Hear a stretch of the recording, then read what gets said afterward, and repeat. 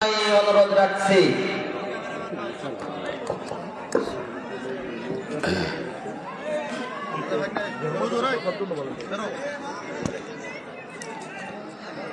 السلام عليكم ورحمة الله وبركاته.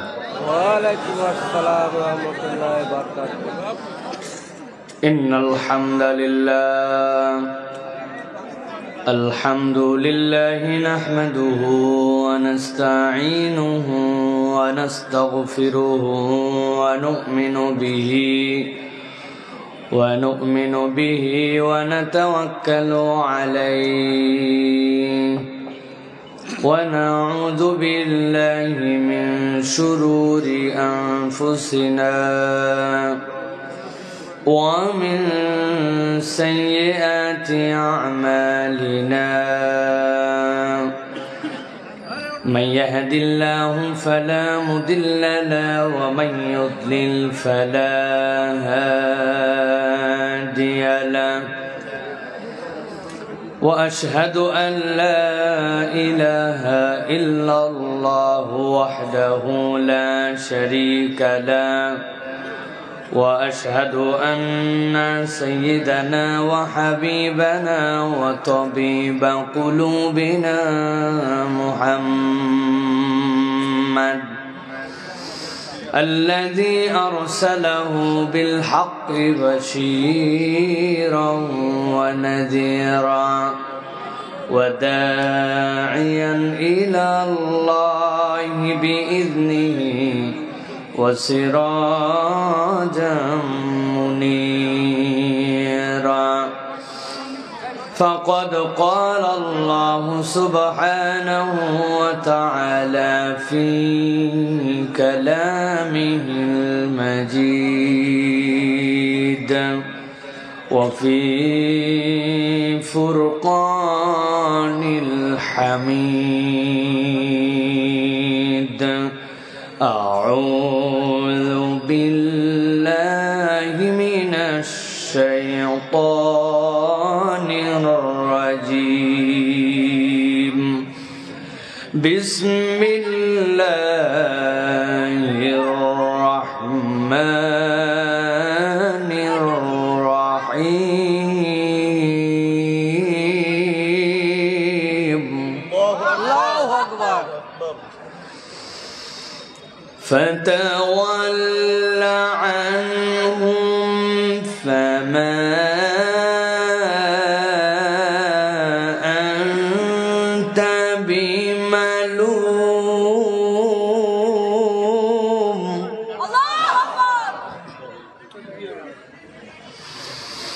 وذكر فإن الذكرى تنفع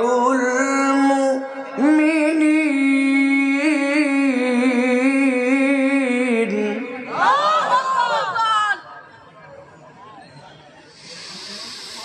وما خلقت الجن والإنس إلا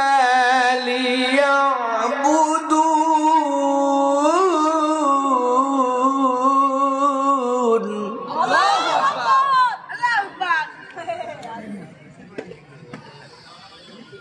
ما أريد منهم من رزق وما أريد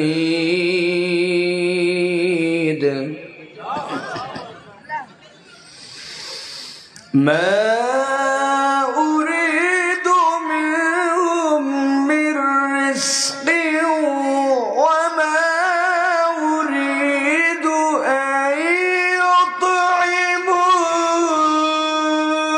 يطعمون الله أكبر.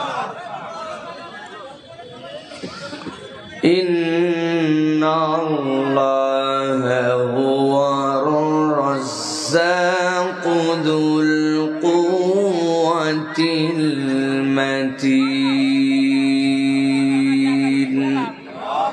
وقال الله سبحانه وتعالى آمرا ومخبرا إن الله وملائكته يصلون على النبي يا أيها الذين آمنوا صلوا عليه وسلموا تسليما اللهم صل على محمد وعلى آل محمد كما صليت على إبراهيم وعلى آل إبراهيم إنك حميد مجيد اللهم بارك على محمد وعلى آل محمد كما باركت على إبراهيم وعلى آل إبراهيم إنك حميد مجيد الحمد لله আল্লাহ রাব্বুল আলামিনের কাছে শুকরগুজার হচ্ছি যে আল্লাহ রাব্বুল আলামিন বাংলাদেশের অন্যতম অঞ্চল বেনাপোলের বারপোতা আশরাফুল উলুম মহিউদ্দিন হাফিজিয়া মাদ্রাসার উদ্যোগে আজকের 28তম বাৎসরিক তাফসিরুল কোরআন মাহফিলে এই শীতের রাতকে উপেক্ষা করে মাটির বিছানাকে গ্রহণ করে আল্লাহ রাব্বুল আলামিনের সন্তুষ্টির জন্য আজকের এই কোরআনের মাহফিলে আমাদেরকে আসার বসার তৌফিক যোগ্যতা সুস্থতা মন মানসিকতা পরিবেশ পরিস্থিতি দান করলেন সেই আল্লাহর কাছে আমরা কালেমাতুশ শুকর আদায় করছি সকলে আনন্দ চিত্তে বুলন্দ আওয়াজে আল্লাহকে খুশি করার জন্য পড়ছি আলহামদুলিল্লাহ আলহামদুলিল্লাহ দরুদ এবং সালাম বর্ষিত হোক মানবতার মহান মুক্তির দূত আকায়ে নামদার তাজদারে মদিনা আপনার আমার প্রিয় রাসূল জনাবে মুহাম্মদুর রাসূলুল্লাহ সাল্লাল্লাহু আলাইহি ওয়াসাল্লামের প্রতি আজকের এই মোবারক মজলিসের সম্মানিত সভাপতি যিনি একই সাথে বারপোতা আশরাফুল উলুম মহিউদ্দিন হাফিজিয়া মাদ্রাসার সম্মানিত সভাপতি আলহাজ বকুল মাহবুব সাহেব দামাত বারাকাতুল আলিয়া সার্বিক সহযোগিতায় আছেন মাসুদুর রহমান লালটু সাহেব সাধারণ সম্পাদক মাহফিল পরিচালনা করছিলেন আমাদেরই কেন্দ্রীয় মসজিদের সুযোগ্য সম্মানিত ইমাম হাফেজ মাওলানা হাসানুজ্জামান সাহেব আপনাদের কাছে কথা বলেছেন হাফেজ মাওলানা সাইফুল ইসলাম হযরত মাওলানা খাদেমুল ইসলাম সাহেব কিছুক্ষণ পূর্বে সুললিত কণ্ঠে কথা বলছিলেন মঞ্চ উপবিষ্ট আছেন বিভিন্ন পর্যায়ের গণ্যমান্য ব্যক্তিবর্গ বিশেষ করে বেনাপোলের বিশিষ্ট ব্যবসায়ী আমাদের হাফিজ ভাইও মঞ্চে উপস্থিত আছেন আমার সামনে উপবিষ্ট আছেন বিভিন্ন পর্যায়ের আমাদের প্রিয় মুরব্বিয়ানে কেরাম আমার প্রিয় তরুণেরা স্নেহের ছোটরা পর্দার আড়াল থেকে শুনছেন আলাদা প্যান্ডেলে মা এবং বোনেরা সকলকে একবার সালাম দিয়েছি আরো একবার আপনাদের কাছে দোয়া পাওয়া এবং করার আশায় সালাম নিবেদন করি আসসালামু আলাইকুম ওয়া রাহমাতুল্লাহ আপনারা কেমন আছেন ভাই বুঝে সুঝে উত্তর দিবেন হুজুর বলল আর আপনি গড়ে বলে দিলেন আলহামদুলিল্লাহ গড় না আপনি এই মাহফিলে আসতে পেরে এখানে বসতে পেরে কোরআন শোনার আয়োজনে আপনারা শামিল হতে পেরে দীর্ঘ রাত্রে কুয়াশা মাথার উপরে নিচের দিকে ঠান্ডা এইগুলাকে উপেক্ষা করে আপনারা আজকে কেমন আছেন ভাই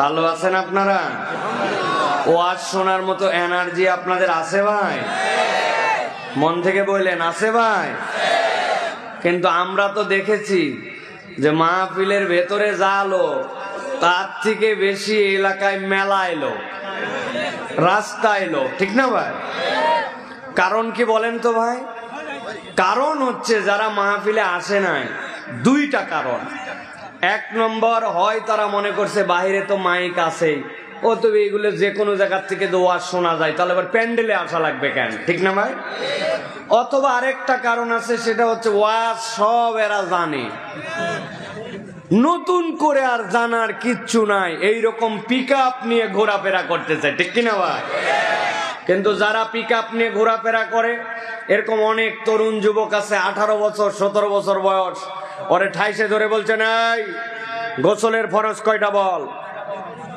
দেখবেন চিন্তা করছে যে জিন্সের প্যান্ট লাগাইছি যে গেঞ্জি আর যে বুট হাতের মধ্যে যে অ্যান্ড্রয়েড মোবাইল এখন যদি কিছুই না বলি তাহলে কেমনে হয়? পিক আপ দিয়ে বলছে 3টা। ধরছেন ঠাইসে বল কি কি গোসলের ফরজ। দেখবেন ও ঘাবড়ায় যায়, বলতেছে আজকে তো যদি ধরা খায় যায় তাহলে তো বিপদ, এজন্য বলতেছে জানা আছে। আরে কি জানা আছে বলবি তো? বলতেছে হুজুর 3টা গোসলের ফরজ, লুঙ্গি, বদনা, গামছা। আপনারা যারা হাসলেন তারা কম বেশি জানেন, কিন্তু এরকম অনেক লোক আপনি এই জায়গায় খুঁজে পাবেন যারা নামাজের ভিতরে ফরজ কয়টা জানে না, বাহিরে ফরজ কয়টা জানে না, বিরাট পিক আপ নিয়ে ঘুরে বেড়ায়, এলাকার উমুক দায়িত্বশীল তমুক দায়িত্বশীল, কিন্তু ওনাকে যদি দোয়ায় কুনুত ধরা হয় মুরব্বী ঘাবড়ায় যাবে, ঠিক কিনা? সানার অর্থ ধরছে চাচা, সানার অর্থ বলেন, বলছে বেয়াদব, তোর বাপের বিয়ে পড়াইছে আমি আর তুই আমারে সানার অর্থ ধরিস। আসলে কিন্তু জানে না, কিন্তু পিক আপ নাই 100 আছে কিনা? এরকম লোক আছে ভাই। হয় তারা মনে করেন যে চিন্তা করছে ওয়াজ শুনে গেলাম এই জন্য আসে নাই, অথবা তাদের সব জানা। এখন কোন দলে এটা আপনাদের ব্যাপার প্রিয় ভাইরা, কিন্তু আমরা যারা এখানে এসেছি বুঝে থাকলে বলেন এই কোরআনুল কারীমের আয়োজনে আসলে আমাদের লাভ আছে না নাই? বুঝে বলতে হবে, আছে না নাই? কি লাভ আছে? এই যে আমরা কোরআনুল কারীম শোনার জন্য আসলাম, আমি আমার ভাষায় বলি এইগুলা মানুষের বাত্তিতে তেল আছে। আপনাদের বেনাপোলে কি বলে জানি না, আমাদের ঢাকায় বলে কুপি বাতি। চুলা ধরানোর আগে পলতা দিয়া সুন্দর মাটির এক ধরনের বাতি থাকে, যেটা ধরায়া ওইখান থেকে খড়, ওইখান থেকে পোয়াল, ওইগুলা দিয়ে চুলা ধরায়। আপনাদের এলাকাটাকে কি বলে ভাই? হ্যাঁ, লম্প। এই যে আমার সভাপতি সাহেব ঠিক লম্পবাতি আছে না ভাই? বুঝে থাকলে বলতে হবে। একজন লম্পবাতি ধরাইছে, ধরানোর পর খানিকক্ষণ পরে দেখে খালি উপর দিয়ে ধোঁয়া মারে আর লাল আগুন বের হয়, আবার খানিকক্ষণ পর পর দপ দপ দপ দপ দপ দপ করে। বুঝলে বলেন লম্পবাতিতে কি নাই? ভাই আপনাদেরকে লজ্জা লাগে নাকি? বলেন কেরোসিন নাই? কি নাই? বলেন মাল নাই? মাল নাই? কি নাই? এখন খালা বলছে যে মাল আছে কিনা আছে চেক পরে করা যাবে, আগে বাতি একটু টান দে। আবার একটু বাতি টান দিছে, খানিকক্ষণ পর দেখে আবার শোলটা পুড়ে যায়, বাতি দপ দপ করে। তার মানে ভিতরে কি নাই? মাল নাই। এই যে আমার শ্রোতারা মোটামুটি জমে গেছে। হ্যাঁ, কি নাই? মাল নাই। এখন যত টানবেন তত বাতির ওই সাথে সাথে পোলটা পুড়ে যাবে, ঠিক না ভাই?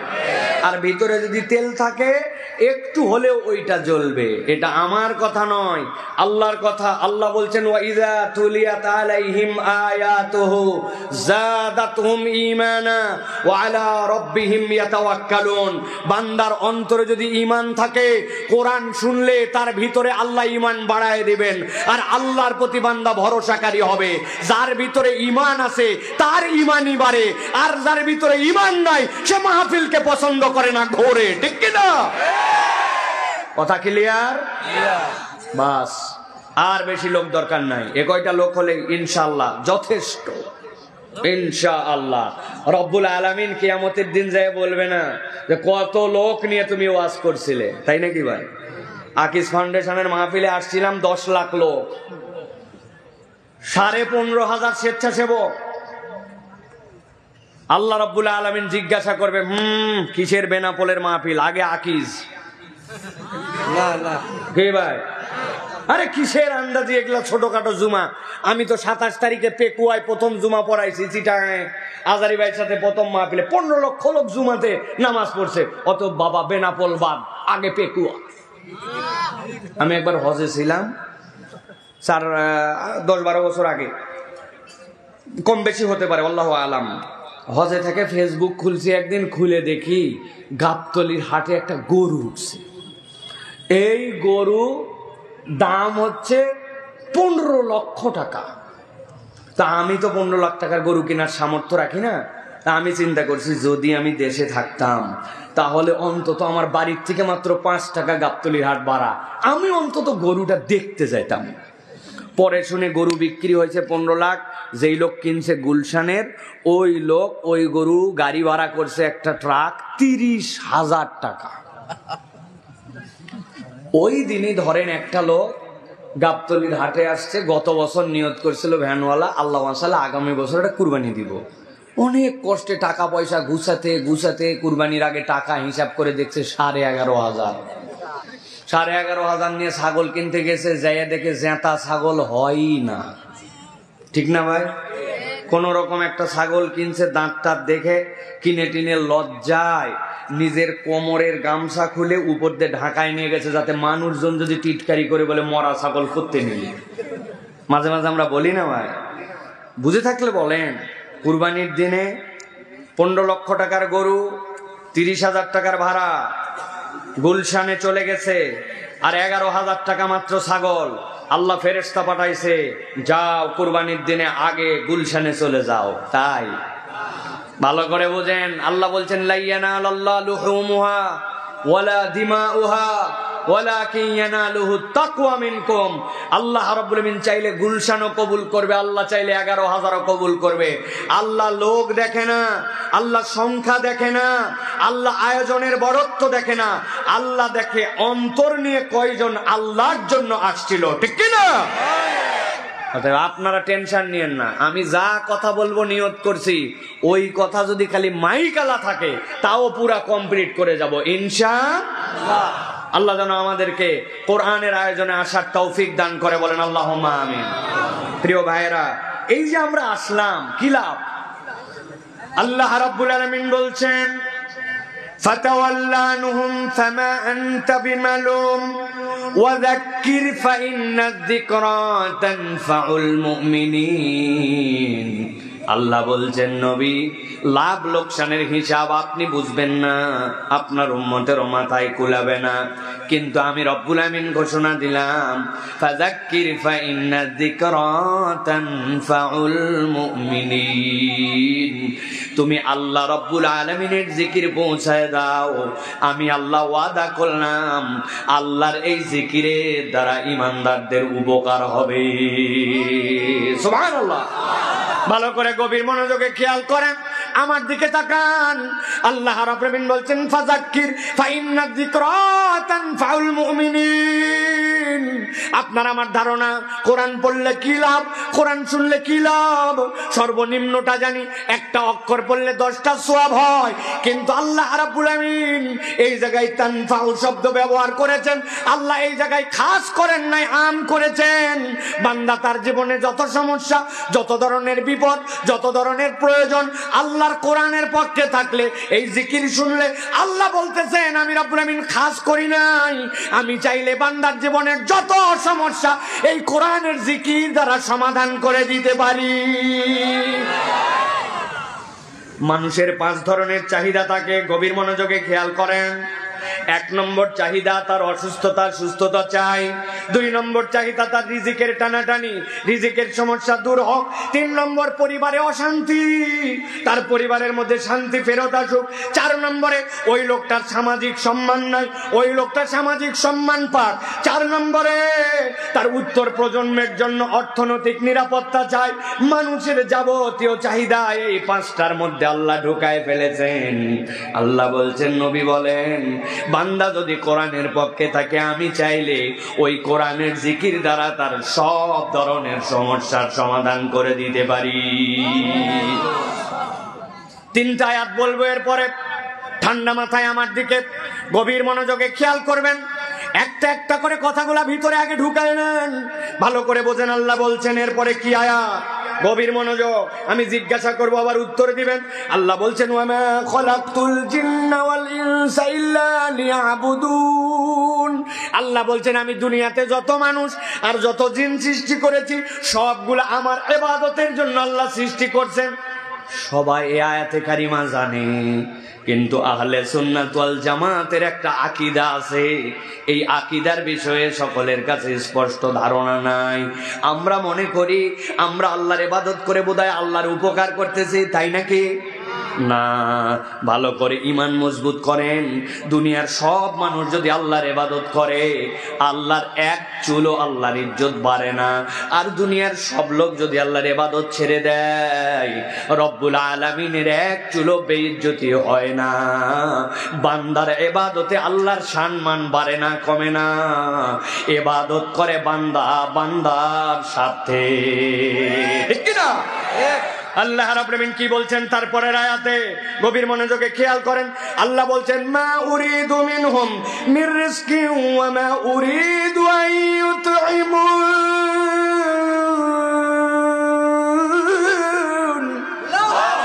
আল্লাহ বলছেন, ও দুনিয়ার মানুষ, আমি তোমাদের কাছে কোনো রিজিকের প্রত্যাশা করি না, আর আমি তোমাদের কাছে খাদ্যও চাই না। আল্লাহ বলছেন এরপরে, ইন্নাল্লাহা হুয়ার রাজ্জাকু যুল কুওয়াতিল মাতিন। তোদের কাছে রিজিক চাই না, বরং আল্লাহ রাব্বুল আমিন অমুখাপেক্ষী, আল্লাহ রাব্বুল আমিন তাবৎ মাখলুকের জন্য অসীম রিজিক দাতা, ঠিক কি না? কথা ঠান্ডা মাথায় এবার বোঝেন। আল্লাহ রাব্বুল আলামিন যে রাজ্জাক, এ বিষয়ে আমাদের কোনো সন্দেহ আছে? যারা বললেন না, আমাদের কি কোনো সন্দেহ আছে? কিন্তু আমাদের বুঝের মধ্যে ঘাটতি আছে। আমরা মনে করছি আলহামদুলিল্লাহ আমার খাওয়া পড়ার কোনো অভাব নাই, আমার আল্লাহ দিলে বাজার সদায়ের কোনো অভাব নাই, আল্লাহ আমাকে খুব ভালো রাখছে, আমি প্রত্যেকদিন খাওয়া টাওয়া সব ম্যানেজ করে ফেলছি, আল্লাহ আমাকে রিজিক দিয়ে রাখছে। আপনি যদি আল্লাহ আপনাকে কেবল খাওয়ায়, এইটুকুকে যদি আপনি রিজিক হিসাবে ধরেন, তাহলে আপনি রিজিকের কনসেপ্টের 10%ও এখন পর্যন্ত বোঝেন নাই। আল্লাহ খালি খাবার দেয়, এটা আপনার রিজিক নয়। রব্বুল আলামিনের রিজিক আপনাকে বুঝতে হবে। আল্লাহ যে আপনাকে এখানে এসে বসার তৌফিক দিল, এটা আল্লাহর পক্ষ থেকে রিজিক। আল্লাহ যে আপনাকে একটা সুস্থ মস্তিষ্ক দিল, যেই কথার সাথে ঠিক বলা লাগবে ঠিক বলতে পারেন, ওটাও আল্লাহর রিজিক, ঠিক কি না? আসার সময় দেখলাম বেনাপোল বাজারের মধ্যে একজন চটের বস্তা পরে গাড়ির সিগন্যাল দিচ্ছে, ডানে যাও বামে যাও। চিন্তা করলাম, এরে নিয়োগ দিল কে? খানিকক্ষণ পর তাকায় দেখলাম আসলে উনি নিয়োগ প্রাপ্ত নয়। উনার সব আছে, 2টা হাত, চোখ, নাক, কান। আপনার আমার মতোই পা আছে, আপনার আমার মতোই দাঁত আছে, মুখের মধ্যেও দেখলাম দাড়ি আছে। কিন্তু সব থাকার পরেও বেনাপোল বাজারে ট্রাফিকের দায়িত্ব বিনা হিসাবে শর্ট করে পালন করতেছে। হাত পা সব থাকার পরেও কেউ তাকে মানুষ বলতেছে না, কি বলতেছে? জোরে বলেন। তাহলে আপনাকে রব্বুল আমিন যে সুস্থ মস্তিষ্ক দিলেন, এটা আল্লাহর পক্ষ থেকে রিজিক। বান্দা যদি একবার রিজিককে চিনতে পারে, তাহলে রব্বুল আলামিনের ইবাদত করতে তার আর কোনো অপেক্ষা করার কারণ থাকতে পারে না। আমি আপনাদের কাছে জিজ্ঞাসা করি, আমার প্রিয় ভাইয়েরা, বলেন তো, আপনারা বাথরুমের ভিতরে যে যান, বাথরুমের ভিতরে কি আপনারা খালি পায়ে যান না স্যান্ডেল ব্যবহার করেন? হঠাৎ করে একদিন আপনার ওয়াইফ, আপনার বাড়িয়ালি আপনাকে বলছে, শোনেন, বাজার থেকে আসার সময় এক জোড়া স্পঞ্জের স্যান্ডেল আনবেন। বলছে, কার আবার স্যান্ডেল ছিঁড়লো? বলে, কারো স্যান্ডেল ছিঁড়ে নাই, আমাদের বাথরুমের ভিতরে যে স্যান্ডেল, আব্বা গেছিল, আমি গেছিলাম, উমুকে গেছিল, যাওয়ার সময় দেখি পা পিছলাই গেছে, আর একটু হলে গেছিলাম, স্যান্ডেলের তলা খোয়ায় গেছে, স্যান্ডেল একটা নিয়ে আসবেন। বলে কিনা? আমি আপনাদের কাছে জিজ্ঞাসা করব, বাথরুমের ভিতরে যাই কি আপনারা কুচকাওয়াজ করেন, দৌড়াদৌড়ি করেন? বাথরুমের ভিতরে কয় ধাপ নড়াচড়া করেন? বাথরুমের ভিতরে সর্বোচ্চ আপনি ঘোরাফেরা করেন 10 ধাপ। বাথরুমের ভিতরে থাকেন আপনি 10 মিনিট। কিন্তু 6 মাস না যেতে বাথরুমের স্যান্ডেলটার তলা ক্ষয় যায়, পিছলা হয়ে যায়। কিন্তু কখনো ভেবে দেখলেন না, আপনি জন্মের পরের থেকে আপনি যতক্ষণ থাকেন আপনার জীবনে, এর 90% সময় আপনি জুতা স্যান্ডেল কিছুই পরেন না, খালি পায়ে থাকেন। পুরা বাড়ি খালি পায়ে ঘোরেন, মাহফিলের প্যান্ডেলে খালি পায়ে ঢুকছেন, মাঠে খালি পায়ে কাজ করেন, ছোটবেলায় খালি পায়ে দৌড়ালেন। আপনার মাত্র 10 ধাপ দেওয়া লাগে যেই বাথরুমে, 6 মাসে আপনার পায়ের তলার স্যান্ডেলটাই ক্ষয় যায়। কিন্তু আমার 70 বছরের জীবনে আমার পায়ের চামড়ার তলা কোনোদিন ক্ষয় গেল না। যদি পায়ের তলা খোয়াতো, আমার সভাপতি সাহেবের বয়স কত হবে? 60 বছরের মতো। এতদিন উনার কোমর ঘোরার কথা। আর কতগুলা 70 বছর পার হয়ে গেছে, ওইগুলো খালি বেনাপোল বাজারে কাল্লা ঘোরার কথা, ঠিক কিনা? আপনি আল্লাহকে রাজ্জাক হিসাবে চিনতে পারেন নাই। রব্বুল আলামিন আপনার কেমন রাজ্জাক আপনি কল্পনাও করতে পারেন নাই। আল্লাহ এই জন্য বলছেন, ইন্নাল্লাহা হুয়ার রাজ্জাকু যুল কুওয়াতিল মাতিন। বান্দা, তোর রব হচ্ছেন এমন রাজ্জাক যাকে কারো কাছে মুখাপেক্ষী হতে হয় না। দুনিয়ার সব প্রাণী তার রিজিকের মুখাপেক্ষী, ঠিক কিনা? যুবক, ভালো করে বোঝো, ভালো করে বোঝো, দিল দিয়ে কথা বলা শোনো। আল্লাহ রব্বুল আমিন তোমাকে আমাকে বলি কিছুই দেয় নাই। রব্বুল আমিন আমাকে কি দিল? কিছুই খুঁজে পেলাম না। আমার সাথে একজন আসছে, হুজুর আপনার সাথে একটা সেলফি তুলবো। আয় ভাই আয়, তাড়াতাড়ি তুলে বিদায় হ।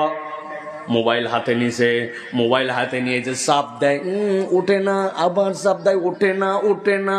খানিকক্ষণ পর মেজাজ খারাপ হয়ে গেছে, কি রে মোবাইলে আসলাম আর হুজুরের সাথে ছবি ওঠে না। লেখা উঠছে, there is insufficient memory card, if you want any new picture please delete something from your device. ওই ছেলে বলতেছে 256 জিবি, মরার আর সময় পেল না। হয় কিনা? মোবাইলের মেমোরি ফুল, আপনি আর কথা বলতে পারতেছেন না, ছবি তুলতে পারতেছেন না। ভালো করে খেয়াল করেন, আপনার মোবাইল যেইটাতে আপনি ভিডিও করেন, ছবি তোলেন, অথচ জায়গা ফুল হয়ে যায়। আপনি আমি দুনিয়ার বুকে আসলাম, জন্মের পরের থেকে দেখতে শুরু করলাম, ওই চোখ দিয়ে দেখেই যাচ্ছি, না বুঝে বুঝে বুঝে বুঝে দেখা শুরু করলাম 6-7 বছর বয়স থেকে। কান দিয়ে শুনলাম, যা শোনা লাগবে তাও, যা শোনা লাগবে না তাও শুনলাম। 60-70 বছর বয়স হয়ে গেল।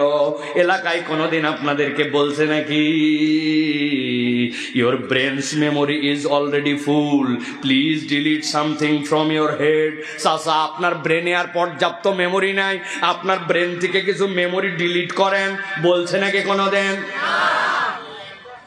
বিজ্ঞান বলতেছে, if anybody, any human being alive in this universe 1000 years without a single second of sleep, he or she can spend only 5% of his brain's capacity. এই পৃথিবীতে একটা মানুষ যদি 1000 বছর বাঁচে, 1 সেকেন্ডও যদি না ঘুমায়, অনবরত যদি দেখতে থাকে আর শুনতে থাকে, আল্লাহ ব্রেনের মধ্যে যে মেমোরি দিলেন তার মাত্র 5% 1000 বছরে শেষ করতে পারবে। আল্লাহ এরকম একটা অসীম মেমোরি আপনাকে ঢুকায় দিয়েছেন। আল্লাহ বলছেন, আমি রাজ্জাক বান্দা, তুই আমাকে এখনো চিনতে পারিস না, ঠিক না? রব্বুল আলামিন ওই রাজ্জাক। এবার ভালো করে খেয়াল করবেন, 3টা আয়াতে কারিমা বলেছিলাম, এবার একটু পিছন থেকে আগাবো যাতে করে আপনি একটু মাথার মধ্যে ঢুকাতে পারেন। ভালো করে খেয়াল করেন, আল্লাহ আল্লাহর পরিচয় দিচ্ছেন, ইন্নাল্লাহা হুয়ার রাজ্জাকু যুল কুওয়াতিল মাতিন। আল্লাহ বলছেন, আমি হচ্ছে সেই রব যিনি অমুখাপেক্ষী কিন্তু রাজ্জাক। আল্লাহ তার আগের আয়াতে বলছেন, মা উরিদু মিনহুম মির রিজকিন। আল্লাহ রাব্বুল আমিন তোমার কাছ থেকে রিজিক চান না, আল্লাহ তোমার কাছ থেকে খাওয়ার চান না। আল্লাহ তার আগের আয়াতে বলতেছেন, ওয়া মা খালাকতুল জিন্না ওয়াল ইনসা ইল্লা লিয়াবুদুন। আমি জিন আর ইনসানকে আমার ইবাদতের জন্য সৃষ্টি করেছি। আল্লাহ রাব্বুল আমিন শেষ আয়াতে নিজের রাজ্জাক পরিচয় দিলেন, আর সর্বপ্রথম আয়াতে আল্লাহ পরিচয় দিলেন, ফাযাক্কির ফা ইন্না যিকরা তানফাউল মুমিনিন। তুমি কোরআনের পথে আসো, কোরআনকে জিকির হিসাবে গ্রহণ করো। আমি আল্লাহ বললাম তোমার সব উপকার করব, উপকার উপরে, আর শেষে হচ্ছে রিজিকের ঘোষণা। আল্লাহ বলতেছেন, বান্দা একবার যদি কোরআনকে ধারণ করে, কোরআনের পক্ষে আসে, কোরআনের জিকিরকে হৃদয়ে অনুভব করে, ওই বান্দার যত ধরনের রিজিক লাগবে সব রিজিকের জিম্মাদার আল্লাহ। কার কাছে যাই, কার কাছে খুঁজি, কোথায় আমি দৌড়াই? কোরআন শুনতে তারপরেও দিল আমার টানে না। বাড়িতে বলে আসছে কোরআন শুনতে যাচ্ছি, তাফসির মাহফিলে বদমাইশ 10-12টা বন্ধু মিলে আড্ডা মারতেছে আর বিড়ি খাচ্ছে। অন্যদিন তো এই সময় পর্যন্ত বাইরে থাকতে পারবে না, অতএব সপ্তাহে একদিন চিন্তা করছে বিড়ি খাওয়ার দিন। ওরে ধরছে, তোর পকেটের মধ্যে কি রে? দেখি পকেটের মধ্যে চকলেট। তুই তো ছোট বাচ্চা না, তোর পকেটে চকলেট কেন? ঠাইসে ধরার পর দেখবেন বলবে যে বিড়ি খাইছি তো বাড়ির যায় যেন গন্ধ না করে, এই জন্য যাওয়ার সময় চকলেট খেতে খেতে চলে যাব, ওই জন্য পকেটে চকলেট রাখছে। ওই বিড়িখোর জানে না যে বিড়িখোরের আন্ডারওয়ার্ড দিয়েও বিড়ির গন্ধ বাড়ায়। ব্যাক কলকাতা কাজ, তুই চকলেট খায় গন্ধ দূর করবি কেমনে, ঠিক কিনা? বিড়ি খেতে আসছে, পাঁপড় খাইতে আসছে, কোরআন শোনার জন্য তারপরে আসতে পারে না। বছরে প্রত্যেক দিনে আয়োজন হয়, তাই না? প্রত্যেক দিন আয়োজন হয় না, বহুত কষ্ট করে আয়োজন করতে হয়, এই প্রোগ্রামগুলি সাজাতে হয়, আলোচকদেরকে নিয়ে আসতে হয়। আপনারা যদি কোরআনের পক্ষে তারপরে না আসেন, তাহলে আল্লাহর কাছে এইগুলি আমাদের জন্য অভিশাপের কারণ হয়ে যেতে পারে, ঠিক কিনা? অতএব প্রিয় ভাইয়েরা, কোরআনুল কারীম শোনার জন্য আমরা আসছি। কোরআন শুনতে রাজি আছেন তো আপনারা? যারা আমার ওয়াজের আগে শুনেছেন তারা মনে করেন না, তারা বুঝবেন এখন পর্যন্ত ওয়াজ কিন্তু শুরু হয় নাই ভাই। অনেকে হয়তো যারা প্রথম তারা মনে করতেছে বাবা হুজুর উঠেই তো মোটামুটি, জি না, এখনো ওয়াজ শুরু হয় নাই। আমার নিয়ম হচ্ছে প্রথমে একটু আইল বান্দা, আইল বান্দা বোঝেন তো ভাই? কি ওয়াজ শুনলাম আর কি শুনলাম না, আমাদের জীবনে ফায়দা হচ্ছে না। এই জন্য আমি আগে টার্গেট ঠিক করি যে আমার শ্রোতার আগে আইল বান্দা লাগবে। আইল বান্দার পরে তারপরে যদি শ্রোতা মনে করে যে কিছু কথা শুনবো, আবাদ কিছু করব, তাহলে ওই কয়টা লোককে নিয়ে আমি কোরআন থেকে কিছু আলোচনা করতে চাই, ঠিক কিনা? তাহলে আমরা বুঝাতে চেয়েছি আল দিয়ে যে কোরআনের পক্ষে থাকলে লাভ আছে, এতে কোনো লস নাই। কোরআনের পক্ষে থাকে তারা, ইমানের নূর আছে যাদের সাথে, ঠিক কিনা? এই জন্য আমরা কোরআন থেকে কিছু কথা শুনতে চাই। আপনারা আছেন তো ভাই? তবে মুরব্বী যারা আছেন, যাদের বয়স 40+, আপনাদের থাকার কোনো দরকার নাই, আপনারা বাড়ি চলে যান। আপনারা তবে বাড়ি চলে যায় আপনারা সুখ পাবেন না, কারণ আমাদের সব চাচি আম্মারা ফুল ফিল চলে আইছে। আপনার চাবি উনার কাছে, আপনার বাড়ির যে বারান্দায় বসে থাকা লাগবে, ঠিক কিনা? এই জন্য এখানেই বসে থাকেন, তাও লাভ হবে। তবে ওয়াজ না শুনলেও চলবে, আপনারা যেমনে থাকেন। আমার শ্রোতা তারা 40 বছরের নিচে বয়স যাদের আছে,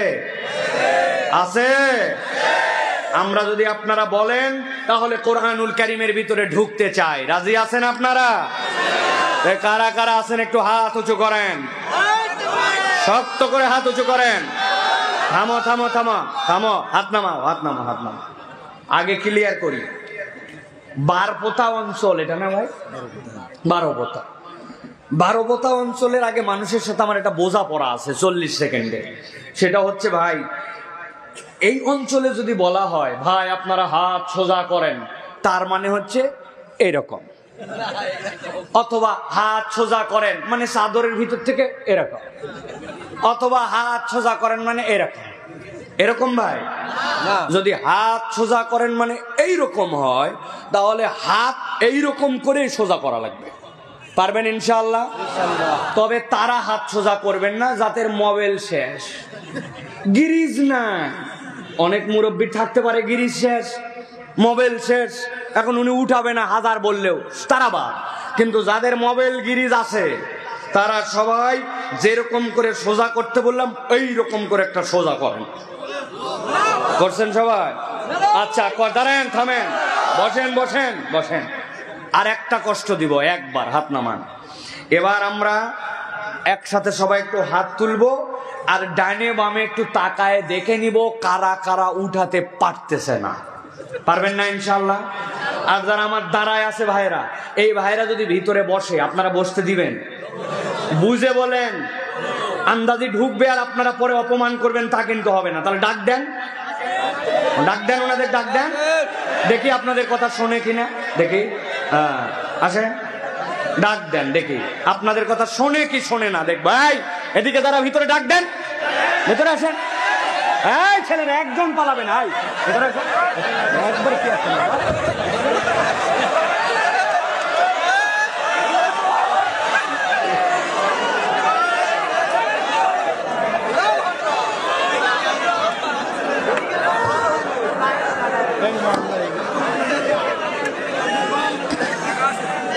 ঢুকছে সবাই? ওদের উপর আমার অধিকার আছে, এগুলো সব আমার ইয়াং ছেলে পেলে, ঠিক কিনা? ওদের আমি বড় ভাই, ঠিক কিনা? আপনারা মুরব্বীরা কিচ্ছু করতে পারেন নাই, ওই 17 বছরের জঞ্জাল আমরা খেদাইছি। বসো, ভিতরে আসো। এবার হাত সোজা করতে পারবেন? আমি সেই ছেলে স্টেজ থেকে নামে লাঠি দিয়ে পিছনে ঠান্ডা করে তারপর ওয়াজ করতে আসি। আমি খালি ওয়াজ করার জন্য বক্তা না, টাকা কামাই করার জন্য বক্তা না, আমার এইসব ভিন্ন আছে। টাকা এমনি দেয় আল্লাহ আমাদেরকে, আলহামদুলিল্লাহ। আলহামদুলিল্লাহ। হাত সোজা করেন সবাই। এবার করছেন সবাই? ডানে বামে তাকায় দেখে নেন। এবার সোজা হয়েছে? ডানে বামে তাকান। সবগুলা সোজা হয়েছে না? শক্ত করেন, পেছন দিকে একটু টানা দেন, বুকটা ফুটান লাগবে, দেন টানা। এবার একটু সামনে দিকে দেন, এবার একটু ডানে, এবার একটু বামে দেন। মাশাআল্লাহ, হাত সোজা করেন। এবার হাতটা একটু নড়াচড়া দেন, নড়াচড়া দেন জোরে জোরে। এবার একটু শক্ত করে সোজা করেন, শক্ত, সোজা সোজা। এবার রিল্যাক্স করে বসেন, আরাম করে বসেন, হাত নামাতে বলি নাই। হাত সোজা করেন। এবার গলাটা একটু পরিষ্কার দেন। এতগুলা লোক বলে গলা পরিষ্কার, ভালো করে পেছনে শক্ত করছেন। এবার বুক বরাবর নেন, এই বরাবর, এই বরাবর নিছেন। এবার আমরা একটা বারপতার ইতিহাস সৃষ্টি করব। এই মাঠে যত মাহফিল হয়েছে আর আপনারা যতবার আসছেন, এই রকম বিরচিত কণ্ঠে, দীপ্ত আওয়াজে, উচ্চকিত শব্দে এর আগে আল্লাহর নামে এরকম হুঙ্কার দেই নাই। এই রকম একটা তাকবীর দিতে চাই। রাজি আছেন আপনারা? যারা পারবেন না তারা বলেন আল্লাহুম্মা আমিন।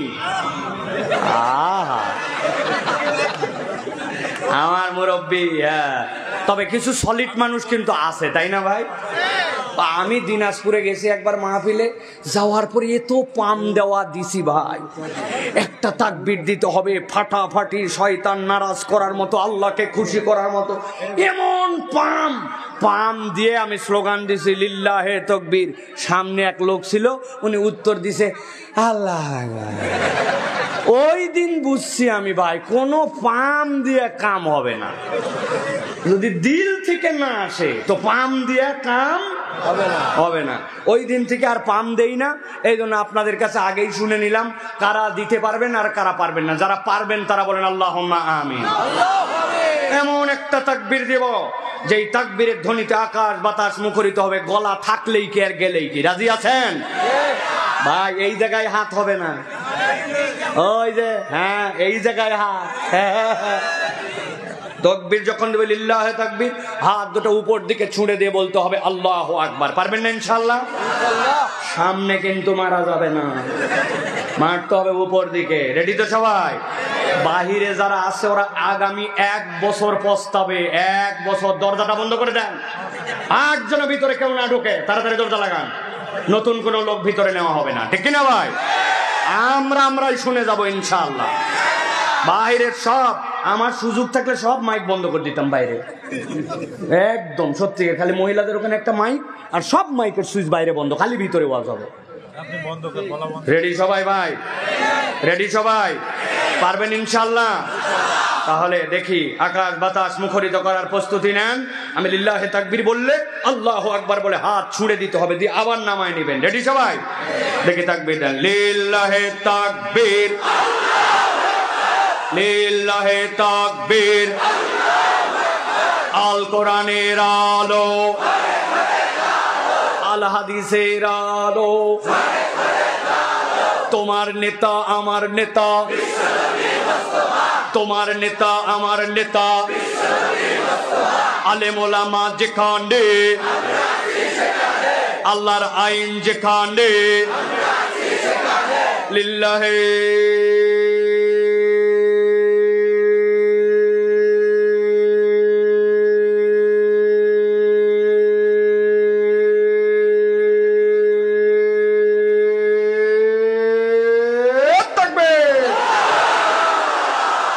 আলহামদুলিল্লাহ। শয়তান আছে আর ও প্রায় বেনাপোল পার, ইন্ডিয়ার দিকে চলে গেছে, ঠিক কিনা?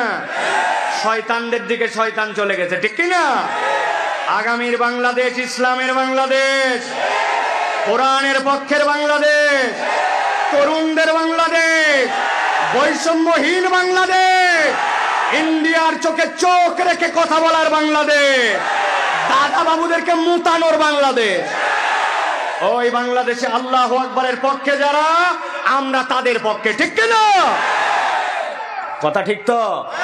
ওই মুরব্বীদের ঠিক নেওয়ার দরকার নাই। ও 50 বছর আমরা দেখছি আন্দাজি ঠিক। যখন কাম মারা লাগবে তখন এক বিড়ি আর চা দিয়ে ইমান বিক্রি। অতএব তরুণদেরকে আগায় থাকতে হবে। রেডি তো? মুরব্বীরা মন খারাপ করছেন নাকি বাবা? আমার কোনো দোষ নাই। আল্লাহ রাব্বুল আলামিন বলছে কোনো মুরব্বীকে জান্নাতে নেওয়া হবে না। আল্লাহ যদি মুরব্বী পছন্দ করতো তাহলে আল্লাহ বলতেন যে এদেরকে জান্নাতে নিয়ে সব তরুণদেরকে মুরব্বী বানানো হবে। আল্লাহ এটা বলেনি, ঠিক কিনা? আল্লাহ মুরব্বীদেরকেও তরুণ হিসাবে জান্নাতে নিতে চায়, ঠিক কিনা? মুরব্বীরা আমাদের মাথার তাজ, তাদের জন্য আমরা দোয়া করি, তাদেরকে আল্লাহ দীর্ঘ হায়াত দারাজ করুক। আল্লাহ এই ছায়া আমাদের মাথায় দীর্ঘ করে দেন। আল্লাহ তাদেরকে আমাদের পথ দেখানোর মতো তৌফিক দেন। কিন্তু আমরা তাদেরকে ধাক্কায়া ইসলামের দিকে রাখবো ইনশাআল্লাহ। রাজি তো যুবক? আল্লাহ কবুল করে বল আল্লাহুম্মা আমিন। প্রিয় ভাইরা, আমরা এখন সরাসরি কোরআনুল কারীমের মধ্যে ঢুকবো। দীর্ঘ সময় হয়ে গেছে, 11টা পার হয়ে গেছে। আমরা এখন কোরআনুল কারীমের মধ্যে প্রবেশ করব। বিতাড়িত শয়তান থেকে আশ্রয় প্রার্থনা করে সমস্বরে সকলে আমরা কোন রকম অলসা জড়তা সবগুলোকে ঝেড়ে ফেলে সকলে আমার সাথে পড়েন আউযু বিল্লাহি মিনাশ শাইতানির রাজিম বিসমিল্লাহির রাহমানির রহিম ওয়াতলু আলাইহিম নাবাল্লাযী আতাইনাহু আয়াতিনা ফানসালাখা মিনহা ফাআতবাহু আশ-শাইতান ফাকানা মিনাল গাওয়িন। আমার আল্লাহ রাব্বুল আমিন বলছেন, ও আমার হাবিব, আপনার প্রতি এখন যে ওহী দেওয়া হচ্ছে এই ওহির ভাষাটা হচ্ছে ভিন্ন রকম। ওয়াতলু আলাইহিম, আপনি আপনার উম্মতের কাছে এটা তেলাওয়াত করেন। কিয়ামত পর্যন্ত আর কোনো নবী আসবে না। আপনার কাছে যে দায়িত্ব দেওয়া হলো, কিয়ামত পর্যন্ত একটা সংবাদ আপনাকে দেওয়া হবে। ওই সংবাদটি আপনি আপনার উম্মতের কাছে তেলাওয়াত করে দেন।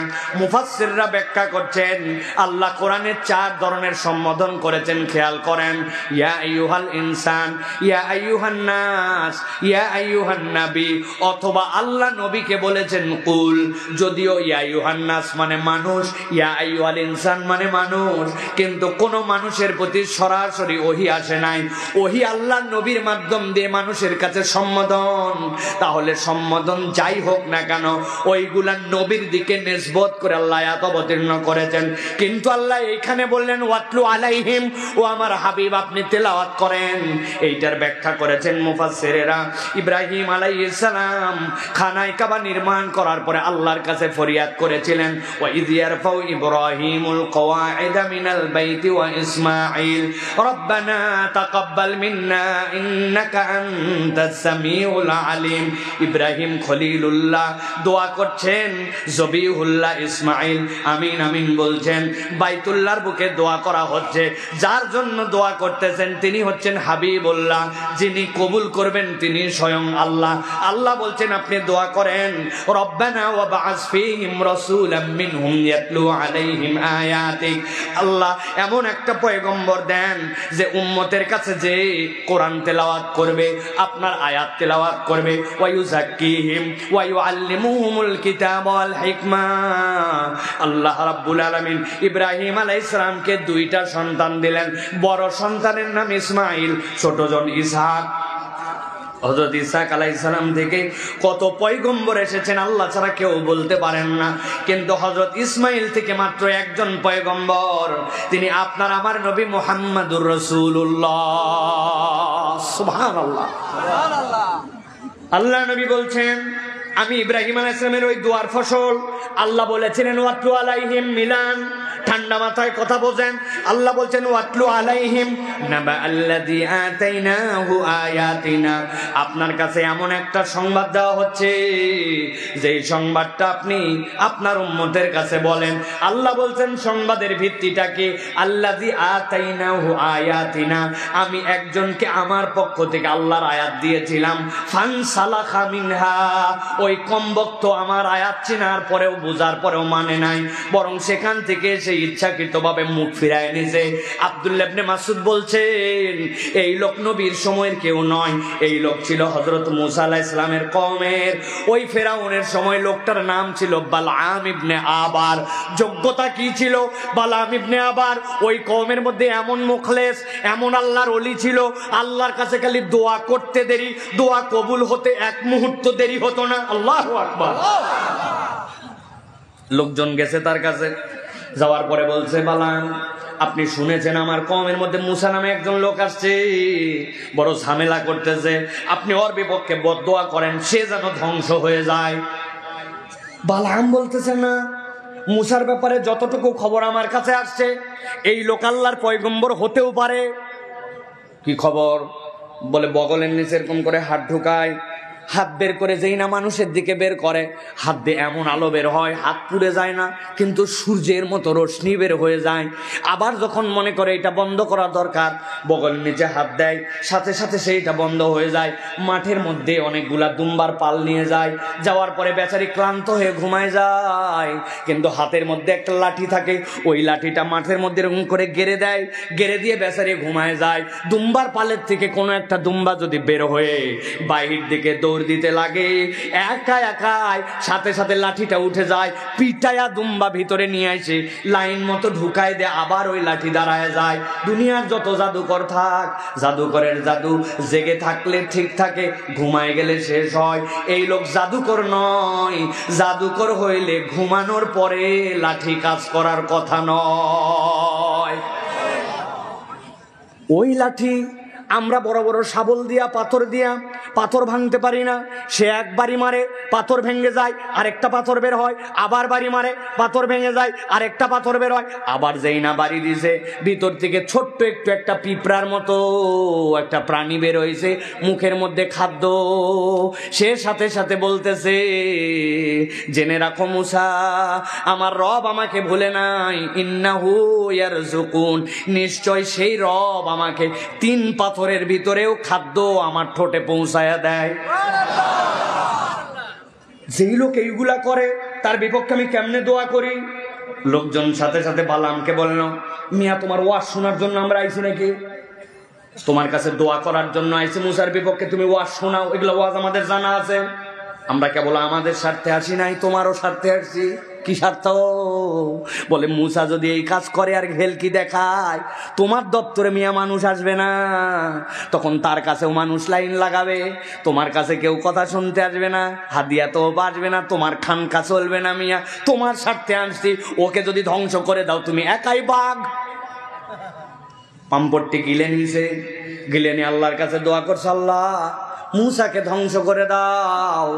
আল্লাহ বলছেন যেই নাই দোয়া করেছে, আল্লাহ আয়াতে কারিমা অবতীর্ণ করেছেন, নবী খবর দেন, আল্লাযী আতাইনাহু আয়াতিনা, যেই ব্যক্তির কাছে আয়াত দেওয়া হয়েছিল আয়াতটা সে চিনত, কিন্তু অপরাধ একটা করে বসলো, ফানসালাখা মিনহা, সে চিনে বুঝেও আল্লাহর আয়াত থেকে মুখ ফিরায় নিল।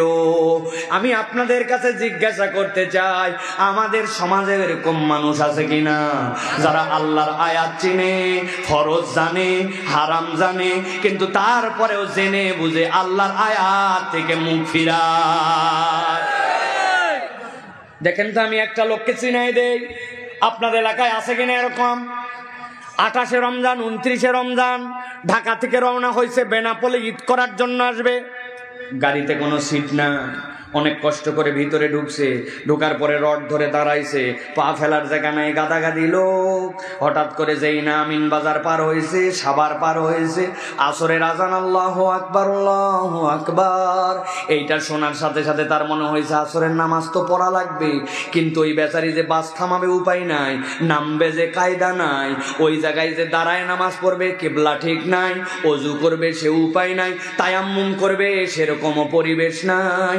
ওই লোক তরপাতে তরপাতে আসরের ওয়াক্ত পার হয়ে গেছে, মাগরিব এসে গেছে। বুঝে থাকলে উত্তর দিবেন, না বুঝলে চুপ করে থাকবেন। এই লোকটা যে নামাজ মিস করলো, নামাজ পড়তে পারলো না, এই লোকটা কি নামাজটা যে ত্যাগ করলো, এইটা কি ইচ্ছাকৃত না অনিচ্ছাকৃত? অনিচ্ছাকৃত। তার ইচ্ছা ছিল কিন্তু উপায় করতে পারে নাই, ঠিক কিনা? কিন্তু আপনাদের এই এলাকায় এরকম লোক আছে কিনা? আসরের আজান হয়ে যায়, মসজিদের পাশে ক্যারাম বোর্ড খেলে, মোবাইল ঠেলে, চায়ের দোকানে আড্ডা দেয়, মাঠে কাজ করে, কোনো অজুহাত নাই, কিন্তু তারপরেও নামাজ বাদ দেয়, নামাজ পড়ে না। এখন সুযোগ থাকার পরেও যেই লোক নামাজ বাদ দিল, এই লোকটাকে নামাজ অনিচ্ছায় বাদ দিছে না ইচ্ছায়? আল্লাহ কি বলছেন ভালো করে শোনেন। ফানসালাকা মিনহা, ইচ্ছাকৃত আল্লাহর আয়াত থেকে ফেরত আসলো। 1 নম্বর অপরাধ, আল্লাহ বলছেন যেই ব্যক্তি ইচ্ছাকৃত আল্লাহর নিদর্শন থেকে মুখ ফিরায়, সাথে সাথে সে দ্বিতীয় একটা অপরাধে পড়ে যায়। কি অপরাধ? আল্লাহ বলছেন ফাআতবাহু শাইতানু ফাকানা মিনাল গাওয়িন। একবার যে জেনে বুঝে আল্লাহর আয়াত থেকে মুখ ফিরায়, আল্লাহ বলছেন শয়তান তার পিছে লেগে যায়। আর একবার যার শয়তান পিছে লাগে, ওই ব্যক্তি নিশ্চিত নিশ্চিত পথভ্রষ্ট হয়ে যায়। কথাটা বোঝেন নাই? একটু ছোট্ট করে ভেঙ্গে বুঝাই, ভালো করে খেয়াল করেন।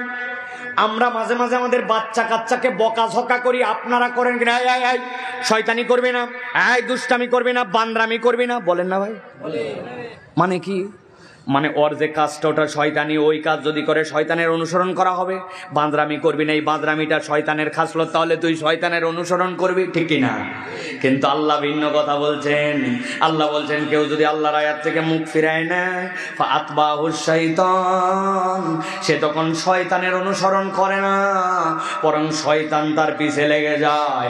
আর একবার যখন শয়তান কারো পিছে লাগে, আল্লাহ বলছেন ফাকানা মিনাল গাওয়িন, জেনে রাখবেন নিশ্চিত নিশ্চিত ওই ব্যক্তিটা পথভ্রষ্ট হয়ে যায়। আমরা আমাদের সমাজের কম অনেক প্রমাণ দেখেছি। ডায়লগ মারে, প্রত্যেক রাত্রে 70 রাকাত তাহাজ্জুদ পড়ে, ফজরের নামাজের পরে যাই নামাজ খোঁজে, কিন্তু আলেম ওলামাকে ফাঁসি দিতে তাদের একবারও হাত কাঁপে নাই। মিথ্যা মামলা দিয়া মিথ্যা প্রহসনের বিচার করে হুজুরদেরকে দৌড়ের উপরে রাখলো। উনি নাকি আবার নামাজি, উনি নাকি আবার হাজি, উনি নাকি আবার যাই নামাজ খোঁজে, ঠিক না? তার মানে কি বোঝা যায়? আতবাহু শয়তান, ও শয়তানের অনুসরণ করেনি, শয়তানি ওর ইমাম বানাইছিল, ঠিক না? আল্লাহ রাব্বুল আমিন বলছেন চলেন, সামনে চলেন, গভীর মনোযোগ, ঠান্ডা মাথায় প্রত্যেকটা কথা বোঝেন। আল্লাহ বলছেন ওয়ালাউ শি'না লারাফানাহু বিহা, যদি আমি আল্লাহ চাইতাম আর সে যদি আল্লাহর বিধান মেনে নিত, লারাফানাহু বিহা, আমি আল্লাহ তার মর্যাদা আসমানে উঠাতে পারতাম। সুবহানাল্লাহ। কিন্তু ওই লোক কি করলো? ওই লোক প্রথমে অপরাধ করছে, জেনে বুঝে আল্লাহর আয়াত থেকে সরে গেছে। 2 নম্বরে শয়তান তার অনুগামী হয়েছে। আল্লাহ বলছেন, নবী বলেন, সে আল্লাহর বিধান মেনে নিলে আল্লাহ মর্যাদা বাড়াতে পারতেন, কিন্তু সে এই 2 অপরাধ করে থেমে থাকে নাই, সে আরো নতুন 2টা অপরাধে দাখিল হয়েছে। তাহলে আগে ছিল অপরাধ 2টা, সামনে আছে 2টা, একসাথে এক ঠোঁটে বলেন তো টোটাল অপরাধ তাহলে কয়টা? কয়টা? হয় নাই? হাতগুলা নিচে নামান, এরকম করে তাতে নামান হাত। আমি যেই না বলবো টোটাল অপরাধ কয়টা, একসাথে তুলে বলবেন 4টা। বলেন তাহলে টোটাল অপরাধ কয়টা? সব হাত ওঠে নাই। আরেকটা সুযোগ দিলাম, হাত নামান। টোটাল অপরাধ কয়টা? ওই যে পিছনে লাল গেঞ্জি পরা একজন ওঠায় নাই। আরেকটা সুযোগ দিলাম, হাত নামান। পকেটের হাত বের করেন আপনি, জ্যাকেট। হ্যাঁ, বলেন টোটাল অপরাধ কয়টা? অনেকেই চিন্তা করতেছে যে আমার পুলিশ ভাইরা হাত তুলছে, আপনারা কি হয়েছে আপনাদের? হাত নামান। অনেকেই ভাবতেছেন হুজুর কি এক হুজুর নিয়ে আসলো, হাত তোলো, হে করো হে করো। কারণ আছে ভাই, কারণ আছে। ওয়াজ কম হচ্ছে না এলাকায়, কিন্তু আমাদের অধিকাংশ ওয়াজ বাড়িতে যায় না। কালকেই যায় বলবেন একটা বক্তান ছিল আমাদের মাদ্রাসার সভাপতি সাহেব, ফাটাফাটি। বউ জিজ্ঞাসা করছে কি ফাটালো, বলছে তা বলতে পারবো না, কিন্তু ওয়াজ ফাটাফাটি হয়েছে। ও বাবা, ওয়াজ বলে ফাটাফাটি হলো, কিন্তু উনি বলতে পারে না কিছু। এইরকম ওয়াজ আমি করি না। আমার টার্গেট ফাটাফাটি না, আমার টার্গেট হচ্ছে জোড়াতালি দিয়া অন্তত এই ওয়াজটুকু বাড়িতে পৌঁছানো, ঠিক না? এই জন্যই কষ্ট করতেছি, তাছাড়া এত কষ্ট করা লাগে না। তাহলে বলেন টোটাল অপরাধ কয়টা? মাশাআল্লাহ, আলহামদুলিল্লাহ। আমার মা বোনেরা ওয়াজ শুনতেছে, প্রজেক্টর দিয়েছেন নাকি? মা বোনেরা ওয়াজ শুনতেছেন, আপনি জানেন না। আমি বলি কি করতেছে, যাওয়ার পরে দেখছে যে ছোটবেলায় একজন, ওর বিয়ে হয়েছে, বিয়ে হয়ে বাচ্চা কোলে করে নিয়ে আসছে। আরে তসলিমা, তুই ছোট ছিলি, তোর আবার বেটি হচ্ছে। এই যে গল্প উঠছে ভাই, পুরা ওয়াজ গল্প, ঠিক কিনা?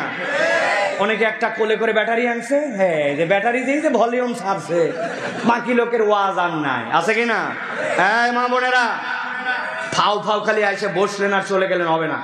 কথা শুনে সুন্দর করে বুঝে যেতে হবে। এই ওয়াজ আমাকে অনেক সময় মাঝে মাঝে দু এক জায়গায় লিখে দেয়, হুজুর একটু মেয়েদের ওয়াজ করেন। আমি বললাম কোরআনে কোথায় আলাদা করে মেয়েদের নামাজের ওয়াজ আছে? কোথায় আছে? মেয়েদের আলাদা হজের ওয়াজ কোথায় আছে? জাকাতের ওয়াজ কোথায় আছে? ছেলে আর মেয়েদের 90% ওয়াজই এক, ঠিক কিনা? 10% আলাদা, সেটা মাসলা মাসায়। আমি মা বোনদেরকে বলবো এই জন্য ভালো করে কথা শোনেন। আমাকে যদি দেখতে পান ভালো, না পারলে মাইকের কথা শুনতেছেন, আমাকে দেখানোর দরকার নাই, আল্লাহকে দেখায়। আপনারা সবাই হাত তুলে বলেন তাহলে আজকের আলোচনায় টোটাল অপরাধ কয়টা? আরে আপনারা না, মহিলারা হাত তুলছে, মা বোনেরা 4টা। হ্যাঁ, ভালো করে কথা শুনেন। তাহলে প্রথম বলছি 2টা, ঠিক না ভাই? 1 নম্বর হচ্ছে জেনে বুঝে আল্লাহর আয়াত থেকে মুখ ফিরাইছে। 2 নম্বর শয়তান তার পিছে লেগে গেছে। আল্লাহ রাব্বুল আমিন বলছেন ওয়ালাউ শি'না লারাফা'নাহু বিহা, যদি আমি আল্লাহ চাইতাম তার মর্যাদা আসমানে উঠাইতে পারতাম। কিন্তু এই ব্যক্তিরা 3 নম্বর অপরাধে ঢুকলো। কি অপরাধ? আল্লাহ বলছেন ওয়ালাকিন্নাহু আখলাদা ইলাল আরদি ওয়াত্তাবা'a হাওয়া।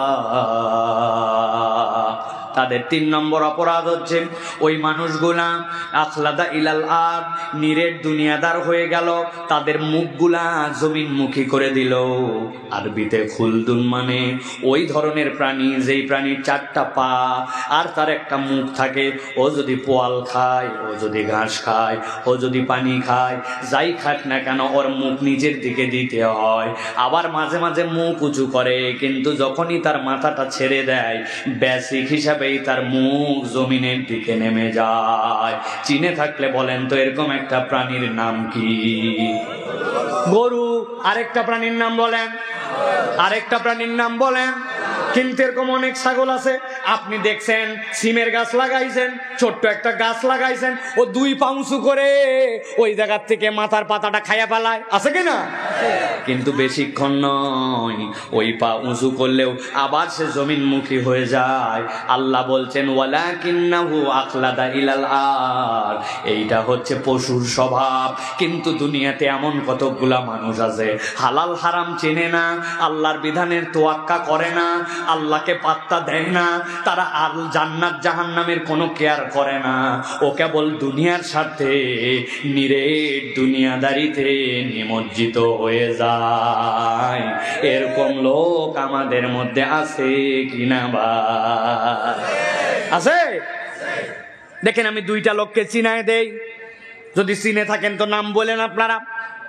আপনি বেনাপোল বাজারে বাজার করতে গেছেন, ঈদের মধ্যে যশোরে গেছেন বাজার করার জন্য। যাওয়ার পরে যেই না কোনো একটা জিনিস পছন্দ হয়েছে আপনি নিবেন, দেখেন দোকানদার আপনাকে বলতেছে ভাই আপনার মতো চেনা লোক বলে কেনা দামে দিলাম। আছে না ভাই? বাপ দাদার জন্মে আপনার দেখে নাই, বলতেছে চেনা লোক। কেনা দামে দিলাম বলে 500 টাকা কাল্লা কাটে ফেলছে, আছে কিনা? দোকান হালাল, জিনিস হালাল, আইটেম হালাল, কিন্তু নিরেট একটু ব্যবসা বানানোর জন্য মিথ্যা কথা বলে ব্যবসা করে, আছে কিনা? এরকম অনেক লোক আপনি খুঁজে পাবেন। এত বড় দাড়িওয়ালা, সকালবেলা হাতের মধ্যে কোদাল নিয়ে মাঠে রওনা হয়েছে। লোকজন বলছে, চাচা এত সকালে কই যান? আমি ভুঁয়ে যাই। কি জন্য এত সকালে ভুঁয়ে যাচ্ছেন? বলতেছে, বাবা রোদ উঠলে আমি কাজ করতে পারছি না। আসলে টাউট নাম্বার 1, উনি কাজ করতে যায় না। উনার জমির সাথে যার জমি লাগানো, ওই জমিওয়ালা এখন আল কাটে পারে নাই। উনি আগে আগে যায় আল কাটার নাম করে জমিটা একটু 4 আঙ্গুল ঠেলতে চায়। এরকম লোক এলাকায় নাই? ভালো করে বোঝেন, আপনার জমি 1 বিঘা, ওইটার খাজনা, ওইটার খারিজ, ওইটার জমি, ওইটার পর্চা সব আপনার, কিন্তু মাত্র জীবনে 4 আঙ্গুল ঠেলছেন। ওইটার মধ্যে 5 কেজিও ধান হয় নাই, সরষা হয় নাই। আপনার হালালের সাথে হারাম মিশে গেছে, মুরব্বী লোভ সামলাতে পারে না, ঠিক কিনা? আছে কিনা এরকম? আছে কিনা? আল্লাহ বলছেন, ওয়ালাকিন্নাহু আখলাদা ইলাল আরদ, নিরেট দুনিয়াদার হয়ে গেছে। কত আপনি খুঁজে দেখবেন, কবে বাপ মরে গেছে বলে গেছে বোনের সম্পত্তি ফিরায় দাও। উনি হজ করে চলে আসছে, আজ পর্যন্ত বোনের সম্পদ দেয় নাই, আছে না? ছেলে মেয়ের মধ্যে বেইনসাফ করছে, এরকম লোক নাই? যশোরে নাই, বেনাপোলে নাই। ও বাবা, হজে যাওয়ার আগে বিরাট বড় খাওয়া দাওয়া গরু দিয়া, কথা বলেন, খাওয়া দাওয়া করে টোরে জনগণকে বলছে আর ফিরবো কি ফিরবো না আমি জানি না, বাবা দোয়া করো। ছেলে মেয়েদেরকে ডাক দিছে, 20 বিঘা মাঠে জমি আছে, ওই জমির মধ্যে 2টা ছেলে 2টা মেয়ে। 2 মেয়েকে বলছে, তোদের বিয়ের সময় খরচ গেছে বাবা, আসার সময় তোর জন্য মালা নিয়ে আসবো, তোর জন্য বালা নিয়ে আসবো, আমার নাতিদের জন্য হাতের আংটি নিয়ে আসবো। মা, ফিরতে পারি কি পারি না, এইগুলা বলে সিস্টেমে 3 বিঘা জমি দিয়া বাকি সন্তান 2টাকে 17 বিঘা জমি দিছে। দিয়া হাজী সাহেব মক্কায় চলে গেছে। খানায় কাবা দেখার পরে তো উনার অনুভূতি জেগে গেছে। উনি কাবা দেখে এমন কান্না কানতে শুরু করছে, লোকজন অবাক। লোকজন চিন্তা করছে সবাই কান্দে, কিন্তু এই হাজী সাহেব এত বেশি কান্দে কেন? ওর দোয়া একটু শরীক হই। হাজির দোয়ায় যেই না শরীক হয়েছে, দেখে হাজী সাহেব বলতেছে, আল্লাহ, আশা রাখ দিয়া আল্লাহ একটু ভুল করে ফেলছে। আল্লাহ, আল্লাহ মেয়েদেরকে 3 বিঘা জমি আর ছেলেদেরকে 17 বিঘা দিয়া আল্লাহ চলে আসছি। খানায় কাবা দেখলে সব গুনাহ মাফ হয়। আল্লাহ মেহেরবানি করে আমার এই ভুল মাফ করে দে। বুঝে থাকলে বলেন, বান্দাকে ফাঁকি দিয়া বান্দার হক নষ্ট করে খানায় কাবায় যায় দোয়া করলে দোয়া কবুল হবে, কথা বলে। তাহলে যেই লোক রাস্তার খোয়া খেয়ে ফেললো, রাস্তার বালু খেয়ে ফেললো, দেশের ব্যাংকের টাকা পাচার করে দিল, রেমিটেন্সের টাকা যেইগুলো আসলো ওইগুলা দিয়ে কানাডায় বাড়ি বানায় ফেললো, আর টুক করে দেশ থেকে বাড়ায় গেল, মনে করতেছে বেঁচে গেল। বেঁচে যাওয়া কি এত সোজা? কে বলতো খেলা শুরু, দেখে না কি এর খেলা হয়? ফাউল প্লেয়ার কোথাকার আন্দাজে, একবারে প্রতিবন্ধী আন্দাজে, একটা আনফিট। আবার অন্য লোক বললে তাও এটা কাজ হতো, ঠিক না? ভালো করে বোঝেন তাহলে। ওয়ালাকিন্নাহু আখলাদা ইলাল আরদ, আল্লাহ বলতেছেন ও হইছে নিরেট দুনিয়াদার। ও জানতো আল্লাহ রাব্বুল আমিন বান্দার হক নষ্ট করলে মাফ করবে না, কিন্তু তারপরেও আল্লাহকে পাত্তা দেয় নাই। এরকম লোক আছে কিনা? কথা বলেন, আছে কিনা? 4 নম্বরে আল্লাহ বলছেন ওই মানুষের আরেকটা অপরাধ। কি অপরাধ? আল্লাহ বলছেন ওয়াত্তাবা হাওয়া। নবী আপনি বলে রাখেন, তার 4 নম্বর অপরাধ হচ্ছে সে নিজের প্রবৃত্তির অনুগামী হয়ে গেছে। কতটুকু ইসলাম পছন্দ হয় মানে, আবার যেখানে ইসলাম ভালো লাগে না ওইটা বাদ দেয়। আল্লাহকেও রাখে, সমাজকেও রাখে, আল্লাহকেও রাখে, নিজের ইচ্ছাকেও রাখে। এইরকম ধান্দাবাজ মার্কা মুসলমান আছে কিনা? আছে ভাই? এই মুরব্বী, আপনি মুখে এখনো দাড়ি রাখলেন না কেন? কি সমস্যা? বয়স তো 70 পার। বাবা তোমার চাচি আম্মা লাইক করে না। চাচি লাইক করে না, দাড়ি রাখলে আনস্মার্ট লাগে, আছে কিনা? ভালো করে বুঝেন, কথার ধাক্কা কিন্তু অনেক দূর যায়। আপনি যদি বলেন দাড়ি রাখলে আনস্মার্ট লাগে, আল্লাহ নবীকে বললেন ওয়া ইন্নাকা লাআলা খুলুকিন আযীম, আমি আমার নবীকে উত্তম চরিত্র, পৃথিবীর শ্রেষ্ঠ স্মার্ট বানাইছি, আর আপনি বলছেন দাড়ি আনস্মার্ট। আপনি নবীকে আনস্মার্ট বলে ফেলতেছেন, বুঝতেছেন না আপনার ঈমান চলে যেতে পারে। কথা বলেন ঠিক কি না? অনেক যুবক আছে দাড়ি রাখো নাই কেন ভাই? বলে হুজুর সামনে বিয়ের কথাবার্তা হচ্ছে, যার সাথে কথা হচ্ছে ওই মেয়ে আবার দাড়ি লাইক করেন, আগে বলে দিছে। আমি এটা ফতুয়া দিয়ে গেলাম, এলাকায় কোনো কওমি মাদ্রাসা থাকলে যাই শুনে নিবা। যদি কোনো মহিলা তোমাকে দাড়ির কারণে অপছন্দ করে, তাহলে বিয়ের কথাবার্তা চললে ওই মেয়েকে বিয়ে করা জায়েজ নাই। ব্যাককল ইসলামের শরীয়তের ফরজ বিধান, ওয়াজিব বিধান পছন্দ করে না, সে কেমনে তোমার জীবন সঙ্গী হবে? তার মানে তো সে দিনদার না, ঠিক কিনা? এই জন্য প্রিয় ভাইরা, কোনো অজুহাত নাই, অজুহাত কিচ্ছু নাই। ওয়াত্তাবা হাওয়া, কেবল মনের শয়তানির কারণে আমরা এটা করতে পারি না, আছে কিনা? ওই যে ঢাকায় নাকি একজনকে মুখের মধ্যে এরকম ছোট চিকন দাড়ি আছে না অনেকের ভাই, এদিক ওদিক নাই, কয়েকটা এদিক দিয়ে দাঁড়িয়ে আছে, ওরে বলছে তোকে তো দেখতে ছাগল ছাগল লাগে। ও বলছে you are absolutely right sir. বলছে কি বললি? আমি তোরে টিটকারি করলাম আর তুই বলতেছিস ঠিক বলছেন, অ্যাবসলিউটলি রাইট। এবার কেমন কথা? বলতেছে যা সত্য আপনি তাই বলছেন, আমার এখানে মন খারাপ করার কি আছে? ছাগলের মতো দাড়ি বলেই তো ছাগল ছাগল বলছেন। তবে স্যার আপনি সাহস দিলে আপনাকে একটা কথা বলতে চাই। বলছে বল বল বল, কি বলবি বল, তুই যেহেতু বলছিস যা মাইনে নিছিস। বলছে স্যার আমার দাড়ি ছাগলের মতো জন্য আপনি বলছেন ছাগল দেখা যায়, তবে আপনাকে দেখলে আমার কুত্তা কুত্তা লাগে। এই তো বলে ফেলছে, আমাকে বলা লাগে না, ঠিক কিনা? আমি আর বলতে চাই না প্রিয় ভাইয়েরা, কোনো কারণ নাই। ওয়াত্তাবা হাওয়া, আপনি আবার অন্তরের অনুগামী হয়েছেন, এইরকম অনেক মানুষ খুঁজে পাবেন। নামাজ পড়ে, রোজা করে, হজ করে, আবার ইসলামের যেই বিধান তার পছন্দ হয় না ওই বিধান থেকে দূরে থাকে, আছে কিনা? আছে মানে কি আমি আপনার কাছে চিনাই দিতে পারবো। আমি আপনার কাছে আরেকটা ঘটনা বলি, দেখেন তো আপনাদের এই এলাকায় বিয়ে শাদী হয়? কথা বলেন, হয়? ওরে বাবা, বিয়ে শাদী হয়। বিয়ে শাদীতে বা খালাতো বোনের বিয়ে, মামাতো বোনের বিয়ে, আত্মীয় স্বজনের বিয়ে হয় কিনা? দেখেন তো ইসলামের বিয়েটা একটু মিলান। ইসলামের বিয়ের 3টা বিধান। 1 নম্বর আল্লাহ বলছেন ইজাবার কবুল ফরজ। 2 নম্বর আল্লাহ রাব্বুল আমিন বলছেন ওয়াতুন নিসা সাদুকাতিহিন্না নিহলা, তোমার সাধ্য অনুযায়ী মহিলাদেরকে দেনমোহর দিতে হবে, এটাও আল্লাহর পক্ষ থেকে দেওয়া ফরজ। 3 নম্বরে নবী বলছেন আউলিম ওয়ালাউ বিশাতিন, ছেলের বাড়িতে আনার পরে একটা ছাগলের বাচ্চা দিয়ে হলে ওলিমার অনুষ্ঠান করো। ইসলামের বিয়ের আনন্দ, ইসলামের বিয়ের আনন্দ, মজা, ফুর্তি যা কিছু আছে এই 3টার মধ্যেই শেষ। কিন্তু আপনাদের বেনাপোল অঞ্চলে, যশোর অঞ্চলে, আমাদের দেশে কি এই 3 মধ্যেই বিয়ে শেষ? কি কি আছে? 7 দিন আগ থেকে হলুদ সন্ধ্যা, 3 দিন আগে মেহেদি সন্ধ্যা, 10 দিন আগের থেকে এলাকার সেরা সেরা ডেক বক্স নিয়ে যায় বাড়ির সামনে 2 পাশে লাগায়া এলাকাকে জানান দেওয়ার মতো ইংলিশ গান চলতেছে। আছে কিনা?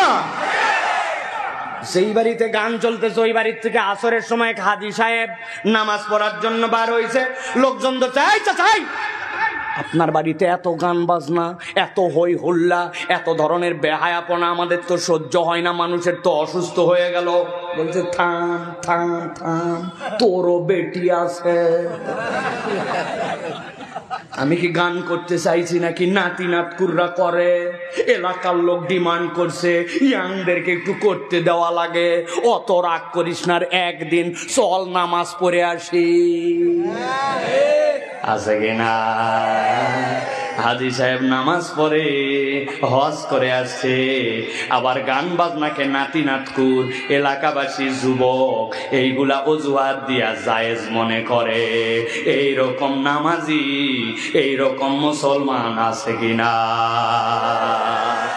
আমার আল্লাহ বলছেন ওয়াত্তাবা হাওয়া, ওই মানুষগুলো অন্তরের অনুসরণ করে।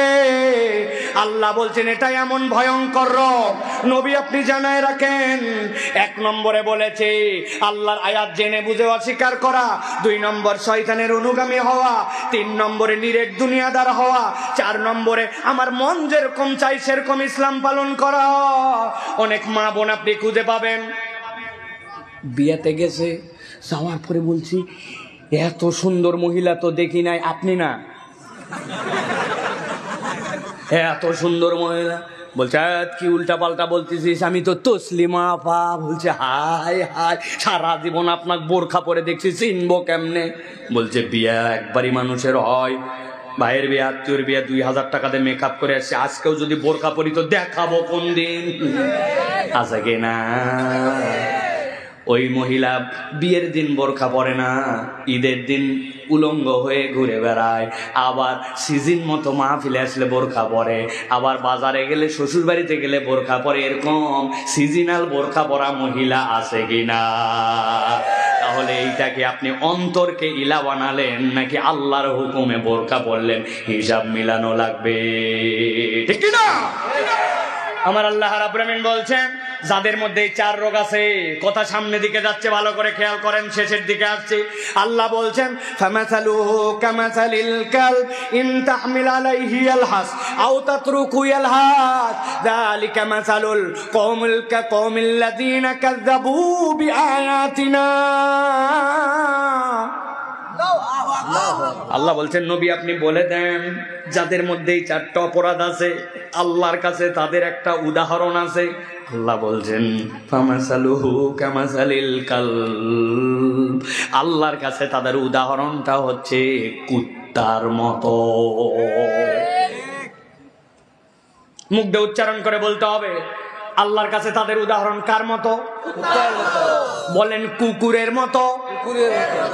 একটা মুখ বন্ধ থাকবে না, একসাথে সবাই বলেন কুকুরের মতো। এই চিৎকার করে বলো কুত্তার মতো। ভাবতেছে হাই হাই হুজুর, কুত্তাও 4 বার বলাচ্ছে, বিনা কারণে নয়, আপনার অন্তরে গেঁথে দেওয়ার জন্য।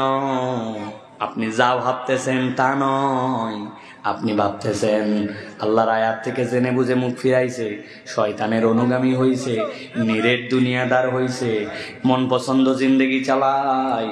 আল্লাহ বোধহয় কুত্তার উদাহরণ বলছে। কুত্তা বিরাট খারাপ প্রাণী, নাপাক প্রাণী, কুত্তা বিরাট বড় আল্লাহর বাজে সৃষ্টি। এই জন্য বোধহয় আল্লাহ বলছে কুত্তার উদাহরণ জিনা জিনা। আমি আমার ভাষায় বলি, দুনিয়াতে অনেক কুকুর আছে মানুষের থেকে বিশ্বস্ত, অনেক মানুষের থেকে বেশি কৃতজ্ঞ। আপনি ঠিক বলছেন না বুঝে, আর আমার কাছে প্রমাণ আছে, আমার কাছে প্রমাণ আছে। আমি বিকালবেলা একদিন এক দোকানে বসছি চা খাওয়ার জন্য, বহু জায়গায় এই কথা বলছি আমি, যেই না চা খেতে বসছি আমার একটা বদ অভ্যাস, চায়ের মধ্যে একটু বিস্কুট চুবাই খেলে আমার ভাল লাগে। আপনাদের অভ্যাস আছে নাকি ভাই? কারা কারা আছেন আমার দলে? ও ভাই থাক থাক। এই উপর দিকে তাকাইছি, তাকায় দেখি বিস্কুট কোনটা আছে, দেখি একটা এনার্জি বিস্কুট 5 টাকা দাম। কয় পিস থাকে ভাই? 4 পিস। জি না, 3 পিস। মাল কমাই দিছে একটা, আপনি জানেন না? এত বড় বড় এক একটা চিপসের প্যাকেট, খালি ঝনঝন করে, কথা ঠিক কিনা? ভিতরে মাল নাই ভাই। চিপসের মধ্যে এত অক্সিজেন দেওয়া লাগে কেন আমি তো বুঝলাম না। মাছ বাঁচানোর জন্য অক্সিজেন লাগে পলিথিনের মধ্যে, কিন্তু চিপস বাঁচানোর জন্য এত অক্সিজেন, ধান্দাবাজ, ঠিক কিনা? ও ভিতরে মাল কমায় দিয়েছে কিন্তু দাম ঠিক রাখছে। বিস্কুট একটা নিছি, বিস্কুট নিয়া যেই না চায়ের মধ্যে ডুবাইছি, ডুবানোর সাথে সাথে কোত্থেকে একটা লোক উদয় হয়েছে। আসার পরে আমার বলছে সাইবুল্লাহ ভাই 5 বছর আপনার ওয়াজ শুনি, আমার তো আপনাকে দেখে এইখানে অবাক হয়ে গেছে, আপনি কি সেই লোক কিনা আমার তো বিশ্বাস হচ্ছে না, আমার তো হাত পা কাঁপতেছে। আমি বললাম ভাই বহুত কথা বলছেন, এখনো সালাম দেননি। বলছে ও ভুলে গেছে, আসসালামু আলাইকুম। সালাম দিছে, সালাম দেওয়ার পরে এরকম হয়, কিন্তু মানুষের মহব্বতের লোক দেখলে এরকম হয়, ঠিক কিনা? সাথে সাথে বললাম ভাই বসেন, আমার সাথে একটা চা খান, পরে কথা হবে আপনার সাথে। এই আমার সাথে কাহিনীটা করছে, 10 সেকেন্ড চলে গেছে। আমি যে বিস্কুটটা নামিয়েছিলাম, ওই বিস্কুটটা চায়ের মধ্যে চুবান হয়েছিল। এখন বিস্কুটটা আস্তে করে তুলে মুখে কাছে নিয়ে আসতে আসতে দেখে বিস্কুট অ্যাক্সিডেন্ট করছে। যে বিস্কুট অ্যাক্সিডেন্ট করছে করে সাইডে বসে পড়া মাত্র দেখি দূরে একটা কুত্তা বসা আছে। ওই কুকুর মাথাটা নিচু করে লেজ ডাউন দিয়া নড়তে চড়তে আমার পায়ের কাছে চলে আসছে। আমি যেই না পা সরাইছি দেখি মাথা নিচু করে 3 বার জিবা খেলে বিস্কুট নাই। ওই দিনের মতো আমার চা খাওয়া শেষ। পরের দিন আবার ওই দোকানে এসে বসছি, যেই না বসছি কোত্থেকে একটা কুকুর আসছে, মাথা নিচু করে লেজ নামায়া আমার কাছে এসে ডিস্টার্ব করে। আমি দোকানদারকে বললাম কুত্তা সরান। বলছে হুজুর কুত্তা সরানো লাগবে না, আপনাকে ডিস্টার্ব করতে আসে নাই তো কেন আসছে? গতকালকে আপনি ওরে যে বিস্কুট খাওয়াইছিলেন, তাকায় দেখেন লেজ নামায় দেওয়া, মাথা নিচু করা, ও আপনাকে কৃতজ্ঞতা জানানোর জন্য আসছে। আমি আপনাদের কাছে জিজ্ঞাসা করতে চাই, আমার আলোচনা এই পর্যন্ত বুঝে থাকলে উত্তর দেন। যে কুকুর লেজ নামায়া মাথা নিচু করে আমাকে কৃতজ্ঞতা জানাতে আসছে, ওই কুকুরকে গতকাল থেকে আমি বিস্কুট খাওয়াইছি নাকি বিস্কুটটা হাত থেকে পড়ে গেছিল? ওই বিস্কুট খাওয়াইছি না বিস্কুট গতকালকে অ্যাক্সিডেন্ট করছিল? তাহলে একটা বিস্কুটের কিয়দংশ খেয়ে একটা কুকুর কৃতজ্ঞতা জানায়, কিন্তু আপনি এরকম অনেক মানুষ খুঁজে পাবেন, তার বিপদে আগায় গেছেন, টাকা হাওলাত দিচ্ছেন, তারে ঠেলে সামনে দিকে নিছেন, তাকে যখন কেউ চিনত না তখন আপনি তাকে আগায় দিয়েছেন। এখন আপনার একটু প্রয়োজন, আপনাকে আর চেনে না, টাকা ফেরত দেয় না, বিপদে আপনার পাশে আগায় না, উল্টা সুযোগ পাইলে আপনাকে বাঁশ দিতেও ছাড়ে না। আছে কিনা? ভালো করে খেয়াল করেন। আল্লাহ বলছেন ফামাসালুহু কামাসালিল কাল ইন তাহমিল আলাইহি ইয়ালহাস আও তাতরুকুহু ইয়ালহাস যালিকা মাসালুল কওমিল্লাযীনা কাযযাবু বিআয়াতিনা।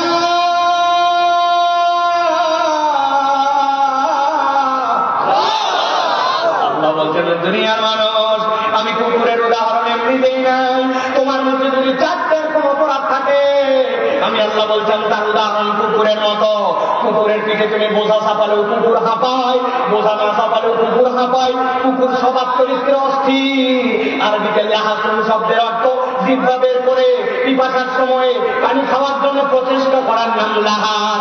ওইটা শীতেও করে, গরমেও করে, পিপাসা পাইলেও করে, না পাইলেও করে। কুকুরের স্বভাব জিহ্বা বের করে রাখা, অস্থিরতা। আল্লাহ বলছেন তুমি আল্লাহর বিধান থেকে মুখ ফিরাইছো, শয়তানের অনুগামী হইছো, ইচ্ছা মতো জীবন চালাইছো, নিরেট দুনিয়াদার হইছো। আল্লাহ বলছেন, আল্লাহ চ্যালেঞ্জ দিলেন দুনিয়াকে রাতে তোমার জীবনটা কুত্তার মতো অস্থির আর অনিরাপদ বানায় দিবে। ভাবতে পারি আমি দুনিয়ার জীবনে একটু অস্থিরতা হয় রে ভাই, কিন্তু মিলায় দেখেন আমাদের জীবন কারোটাই এখন স্থির না। কিসের পিছে ছুটতেছি আমার কোন চাহিদার যেন শেষ নাই। এই বাংলাদেশে একটা লোক 57,000 কোটি টাকা দেশ থেকে পাচার করছে। একটা মানুষের বাঁচতে কয় টাকা লাগে ভাই, কিন্তু তার তৃপ্তি হয় নাই। এইরকম প্রত্যেকেই আমাদের জীবনে এখন শান্তি না। মুনাফিকের জিন্দেগি চলতেছে, সময় পরিবর্তন হয়েছে, হাওয়াটা গায়ে মাঠে এখন তালে তালে চলতেছে, কিন্তু ভিতরে এখনো পরিবর্তন হয় না। আছে কিনা ভাই? চিনি আমরা চিনি। লোকের চেহারার দিকে তাকালেও আল্লাহর দয়ায় 60% মানুষকে বুঝে ফেলি আমরা। যুবক তরুণ ও আমার মুরব্বী, এই কথাটুকু আপনার সারা জীবনের পাথেয়, আমার জন্য পাথেয়। দুনিয়ার জীবন হয় অস্থির হলো, পার করেই দিলাম। বিপদ আসলো, পার করেই দিলাম। একটু না হয় চঞ্চলতার জীবনই পার করলাম। কিন্তু আল্লাহর সৃষ্টি 3 ভাগে বিভক্ত। একটা হচ্ছে ক্ষণস্থায়ী, একটা দীর্ঘস্থায়ী, আরেকটা চিরস্থায়ী। গাছপালা গরু ছাগল হইল, আবার সামনে চলে গেল। আল্লাহরই বানানো, কিন্তু এটা ক্ষণস্থায়ী। আসমান চাঁদ সিতারা আছে তো আছে, নষ্ট হবে একদিন, কিন্তু দীর্ঘস্থায়ী। আর একটা সৃষ্টি কেবল চিরস্থায়ী। আল্লাহ আপনাকে রূহের জগতে আমাকে তৈরি করলেন, এরপরে দুনিয়ায় পাঠালেন, এরপরে বিচ্ছিন্ন হয়ে যাবে, কবরে চলে যাবে, আবার উঠবে। উঠার পরে আল্লাহ জান্নাতে চিরস্থায়ী বা জাহান্নামে পাঠাবে। আপনার আমার এই রূহ যেইটা, এইটা আল্লাহ চিরস্থায়ী করেছেন। আল্লাহ না চাওয়ার আগ পর্যন্ত এটার শেষ নাই। তাহলে দুনিয়ার জীবন আমি পার করলাম, কিন্তু আমার কবর, আমার পরকাল, আমার হাসর, আমার ওই পার, ওইটা যদি কুকুরের মতো হয়, আপনার আমার বাঁচার উপায় না, ঠিক না? তাহলে আমাদেরকে 2টা সিদ্ধান্তে আসতে হবে। 1 নম্বর, আমরা কি কুকুরের জীবন চাই না মানুষের? কথা বলেন। আল্লাহ যেভাবে শেষ করছেন, আমরা ওইভাবে শেষ করতেছি, খেয়াল করেন। আল্লাহ বলছেন নবীকে, ফাকসুসিল কাসাস লাআল্লাহুম ইয়াতাফাক্কারুন। আল্লাহ বলছেন নবী, আপনি গল্প বলেন, কিসসা জানান, লাআল্লাহুম ইয়াতাফাক্কারুন, আশা করা যায় তারা চিন্তা করবে। আজকের এই মাহফিল থেকে যদি আমরা চিন্তা ভাবনা করে বিদায় হই, তাহলে ওইটা মানুষের জিন্দেগি। আর চিন্তা ভাবনা না করলে ওইটা মানুষের জিন্দেগি নয়। তাহলে আমরা কি মানুষের জীবন চাই? চাই চাই চাই চাই চাই, বলেন আল্লাহুম্মা আমিন। তাহলে মানুষের জীবন কি নামাজ ছাড়া না নামাজওয়ালা? হাত তুলেন না। নামাজ ছাড়া না নামাজওয়ালা? মিথ্যা বলা না বাদ দেওয়া? গীবত করা না ত্যাগ করা? মহিলাদেরকে পর্দা লাগবে না লাগবে না? মানুষের জমির হাল ফেলা যাবে? মেয়েদের হক নষ্ট করা যাবে? সমাজের মধ্যে মুনাফিকি করা যাবে? তবে ক্লিক করা যাবে তো না? মহিলাদের আলোচনা করা যাবে তো? মোবাইলে গান শোনা, হারাম শোনা যাবে? আল্লাহ কবুল করে বললাম। আল্লাহ বলেছেন, সাআ মাসালাল কওমুল্লাযীনা কাযযাবু বিআয়াতিনা। তাদের কাছে বলে লাভ নাই যারা আল্লাহর আয়াত অস্বীকার করে। আমরা আল্লাহর আয়াত অস্বীকারকারী নয়, আমরা আল্লাহর আয়াত মেনে নিয়েছি, ঠিক কি না? আল্লাহ আমাদেরকে কবুল করবেন, আল্লাহুম্মা আমিন। সুন্দর করে বলেন আল্লাহুম্মা আমিন। আমরা 2 পর্বে আলোচনা করেছি। প্রথম পর্বের কথা মনে আছে? আল্লাহ হচ্ছেন রাজ্জাক, মনে আছে? ওই আল্লাহ সব করতে পারেন, বান্দা যদি কোরআনের সাথে থাকে। সামারি করলাম। দ্বিতীয় পর্বে আপনাদেরকে বলেছি, আল্লাহ বান্দাকে কুকুরের জীবন দিতে চান না, মানুষের যা দুনিয়া এবং আখিরাত। মানুষ কুকুরের জীবন চয়েস করে নেয়, ভুল করে 4টা। ওই 4 ভুল থেকে যদি বেঁচে থাকি, রব্বুল আলামিন আমাদেরকে আমাদের দুনিয়া আখিরাত কল্যাণকর করে দিবেন। বলেন আল্লাহুম্মা আমিন। এই আলোচনা বাড়িতে যাবে তো ভাই ইনশাআল্লাহ? আল্লাহ কবুল করবে, আল্লাহুম্মা আমিন। মাদ্রাসার ছাত্ররা কই? আমাদের মাদ্রাসার ছাত্ররা, আমরা দোয়া করবো ইনশাআল্লাহ। ছেলেরা এখন আপনাদের কাছে ভিতরে যাবে, আপনারা একটু উন্মুক্ত হবে। 10, 20, 50, 100 সবাইকে শরীক হতে হবে, ছোট বড় যুবক তরুণ, কেউ না দিয়ে যাবেন না, দিয়ে তারপরে যাবেন ইনশাআল্লাহ। ছেলেরা যাও, আপনারা ছেলেরা, আপনারা ছেলেরা নেই, প্রস্তুতি নেই তখন। যাও বাবা, যাও তাড়াতাড়ি যাও, ভিতরে ঢুকে যাও ইনশাআল্লাহ। সকলে শরীক হবে। সূরা ফাতিহা পড়েন একবার, সূরা ইখলাস পড়েন 3 বার, আমরা দোয়া করে এক্ষুনি চলে যাবো ইনশাআল্লাহ। আলহামদুলিল্লাহ রাব্বিল আলামিন। গেটের কাছে 2 জন ছেলে দাঁড় হয়ে যাও, যাও। অথবা 2টা ভাই দাঁড়ান গেটের কাছে, যে কোনো 2টা ভাই দাঁড়ান, চাদর নিয়ে যান, তাড়াতাড়ি দৌড় মারেন। মাশাআল্লাহ, আল্লাহ কবুল করুক, আল্লাহ কবুল করুক। আল্লাহুম্মা আমিন। আল্লাহুম্মা রাব্বানা যালামনা আনফুসানা ওয়া লাম তাগফির লানা ওয়া তারহামনা লানাকুনান্না মিনাল খাসিরিন। আল্লাহুম্মা রাব্বানা আতিনা ফিদ দুনিয়া হাসানাহ ওয়া ফিল আখিরাতি হাসানাহ ওয়া কিনা আযাবান নার। দয়াময় আল্লাহ, আজকের আয়োজনকে আপনি কবুল করেন আল্লাহ। আল্লাহ আমাদের এটাকে মকবুল ইবাদত হিসেবে কবুল করে আমাদের জীবনের গুনাহ খাতাগুলো আপনি মাফ করে দেন। আয় রাব্বুল আলামিন, আমাদের যারা আমিন আমিন বলতেছি আমাদের যাদের আব্বা আম্মা কবরে, মেহেরবানি করে আল্লাহ আমাদের আপনজনকে আপনি মাফ করে দেন। আয় রব্বুল আলামিন, আপনার কাছে ফরিয়াদ আল্লাহ, আমাদের যার যা হাওয়ায়ের কাছে আপনি পূরণ করে দেন আল্লাহ। কে বা অসুস্থ, কে বা সময় রুজিতে বরকত হয় না, আর আল্লাহ এমন সমস্যা যেটা মানুষের কাছে বলতে পারে না আল্লাহ, আল্লাহ আমাদের যার যার সমস্যা আছে মেহেরবানি করে আপনি সমাধান করে দেন আল্লাহ। এই প্রতিষ্ঠানকে আপনি কবুল করে নেন আল্লাহ। সভাপতি সাহেব সহ আল্লাহ, সেক্রেটারি সাহেব সহ আল্লাহ, তারা এই প্রতিষ্ঠানের ক্যাশিয়ার সহ রাত দিন পরিশ্রম করে এই প্রতিষ্ঠানকে সামনে নিয়ে যাওয়ার চেষ্টা করতেছেন, এলাকার মানুষ সহযোগিতা করতেছে আল্লাহ। মেহেরবানি করে সকলকে উত্তম বিনিময় দান করে দেন আল্লাহ। আমাদের মুরব্বীদের হায়াত দারাজ করে দেন, আমাদের যুবকদেরকে ইসলামের প্রতি কবুল ও মঞ্জুর করে নেন আল্লাহ। আল্লাহ আমার প্রশাসনে আল্লাহ ভাইরা আসছেন, পুলিশ ভাইরা আসছেন আল্লাহ, আল্লাহ মেহেরবানি করে তাদেরকে হালাল জিন্দেগির উপরে অটল অবিচল থাকার তৌফিক দিয়ে দেন আল্লাহ। মেহেরবানি করে আল্লাহ এই দেশ গড়ার পিছনে আল্লাহ তাদেরকে আল্লাহ যোগ্য ভূমিকা নেওয়ার মতো তৌফিক দিয়ে দেন, তাদের পরিবার পরিজনে বরকত দেন, তাদের সন্তানগুলোকে আল্লাহ আলেম হাফেজ কারীম হিসাবে কবুল করে নেন। আয় রব্বুল আমিন, বিশেষ ফরিয়াদ করি আল্লাহ এই দেশকে আপনি হেফাজত করবেন আল্লাহ। আল্লাহ মেহেরবানি করে ফরিয়াদ আল্লাহ, জীবনে একটা বার আপনি আমাদেরকে খানায় কাবা জিয়ারতকারী হিসাবে কবুল করে নেবে।